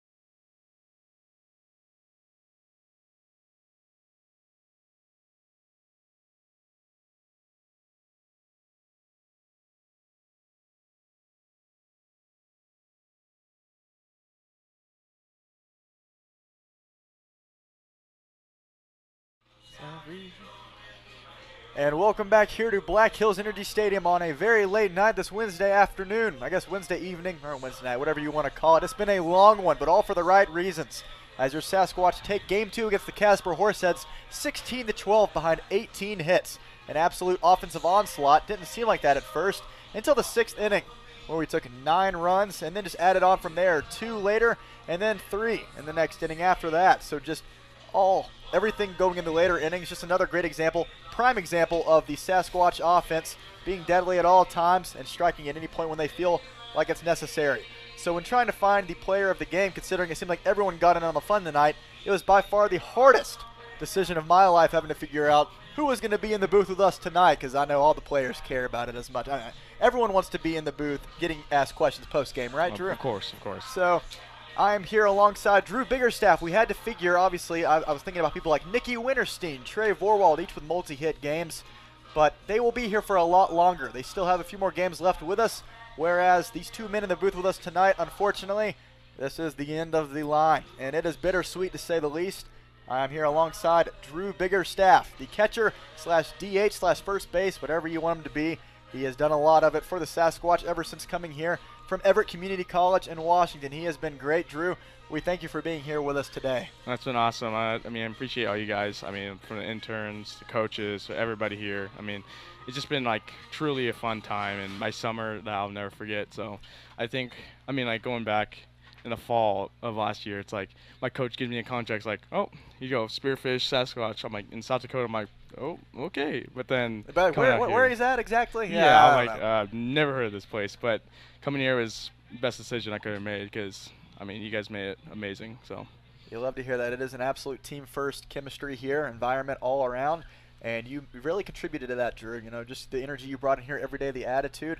Do you expect to be hitting 343, at the plate this entire summer? Well, like I said in my last interview, coming from Everett, I was slumping pretty bad and just trying to figure things out here. And then, I got a chance to, just let it loose and have fun. So I think just, laying all the pressure from college, everything, let it go, and just really get down, grinding and just finding my approach again. And I really did here. And it's help from all the guys, just, chirping and, letting me, little pieces here and there, and just learning. Every at-bat's a new experience. So just, taking everything for granted, just having a great time, So in short, Drew Biggerstaff did figure it out eventually, because he has been slashing this entire summer series. Summer season. That's more like it. So 3 for 4 tonight with 2 runs driven in after another night last night with a 2 for 4 night and 3 runs last night. So kind of go through what you've been feeling at the plate and how you look to really continue that into the fall. So I think the biggest thing is watching each pitcher, and it's a different, almost a little bit of different approach from pitcher to pitcher. You see their tendencies, kind of what they like to do in 1-1 counts, 0-1 counts, and early in the count. So it's kind of just you kind of go from them, and then just get in your pitch too. Don't be afraid, take good hacks and good counts, and then in 2 straight counts, just try and find a way up the middle. Just be competitive every at bat. Don't give up a pitch. So obviously having to leave as Nikki Winterstein is joining us in the booth. Sorry, Nikki, we cannot put you on here. I know you're probably a bit upset about that one. He had a 3 for 4 night as well. Nikki's been great. Can't really tell what he's trying to do. Drew, do you know what he's doing? No. Can you see your hand? Oh, yeah, his hands are, he doesn't know what to do with his hands. Always making the Talladega Nights references. Nikki never gets old here in the booth as he's joining us. Oh, nope. Put it aside. All right, bye, Nikki. So we are here alongside Drew still. Obviously, you had a great night. And what do you have to say to the fans who've been watching the live stream, as well as anybody who's wondering what's going to happen next for the Sasquatch with only a few days left until postseason starts? Hey, the offense starting to roll again, and once we figure out pitching and defense, everything's going to go good. So I know these guys. I trust them. And, just the culture and energy they bring to this team is unmatched. So I think they're going to catch fire and just roll. So I think they're going to win a championship, man. That's all I want to do. Well, Drew Biggerstaff, the ultimate team player, calling it his last game here in a Spearfish Sasquatch uniform. Drew, any future plans for you headed into after the summer? I'm just going to go in the fall and, new coach at my college. So we're just going to put our heads down and work and win an NWAC championship. So absolutely. Huge deal. Drew Biggerstaff here. He has been incredible for us all season, and now he is calling it the end of the line for him this summer. But we have had a pleasure. It has been a pleasure of ours being able to interview him and just being able to watch him at the plate all season. So, Drew, thank you for everything you've done, and we're very excited for the future. Thank you, Nikki, as he continues to add in. I don't know what he's doing anymore. Well, appreciate you. Well, thank Anything you, else you want to add to the live stream before you head out here? Oh. Love your parents. I love your mom. I love your dad. And they're totally watching. They had to watch an amazing game tonight. My girlfriend's watching at least. I know that. So. Okay, perfect. Yeah. Big time. Great night to go off. So we appreciate you, Drew. Thank you so much. Thank you so much, Win. Appreciate it, man. This is bittersweet. Everyone's saying goodbye. I wasn't built for this. I didn't want this. All right, see you later, Drew. We appreciate you, my friend. And with Drew saying goodnight, as he heads down to hang out with the rest of these Sasquatch players, we bring up the last guy, Mr. Harrison Clark. That's right, you have heard him time and time again. Our first baseman, he has been incredible. And he had another great night tonight as he was trying to end a hot streak here at home. And he wanted to send it all out here in his last home game in a Sasquatch uniform, 2 for 5, and an RBI to add to that. So Harrison, how does it feel, wrapping everything up and being able to say goodbye to Black Hills Energy once and for all?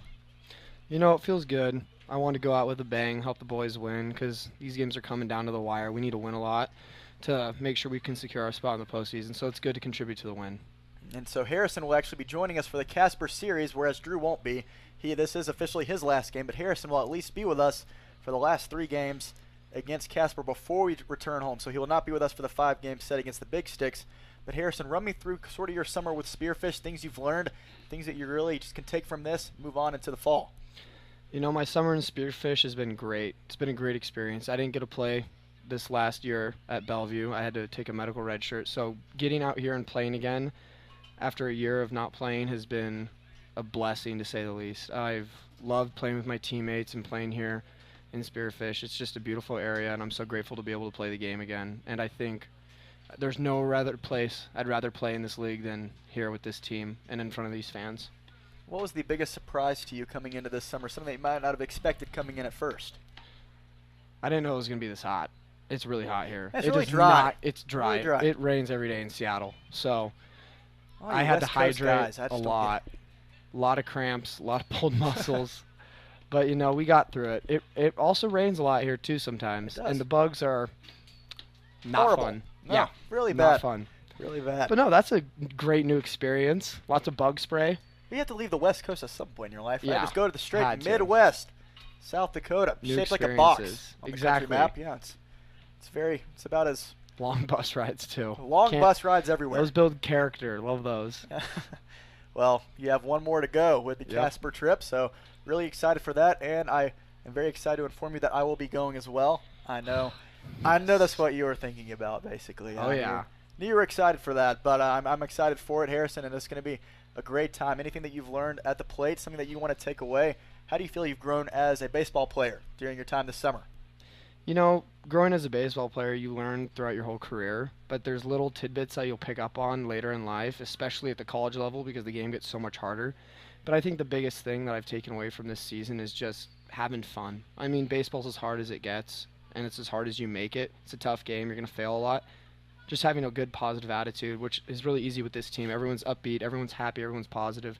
Trying to feed off that energy even after a couple of bad at-bats or bad games has really taught me to just drop the pouting and all the negative thoughts of whether I'm slumping or not, just picking my head up and just going out in there competing, making every day a new experience and opportunity.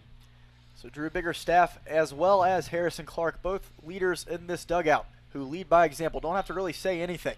Guys, just respect them for how they play and how they carry themselves on the field. It has been a pleasure being able to see both of these men fight it out for the Sasquatch this summer in Spearfish. They have been great. Harrison, anything else you want to add? Anything that you're excited about? Any favorite memories of yours that you had before we ring up this post-game tonight? I did want to say one thing because Drew Biggerstaff came on before me and said this, and I heard it very clearly. Drew and I both play in the same conference back home. He actually goes to the rival school of mine.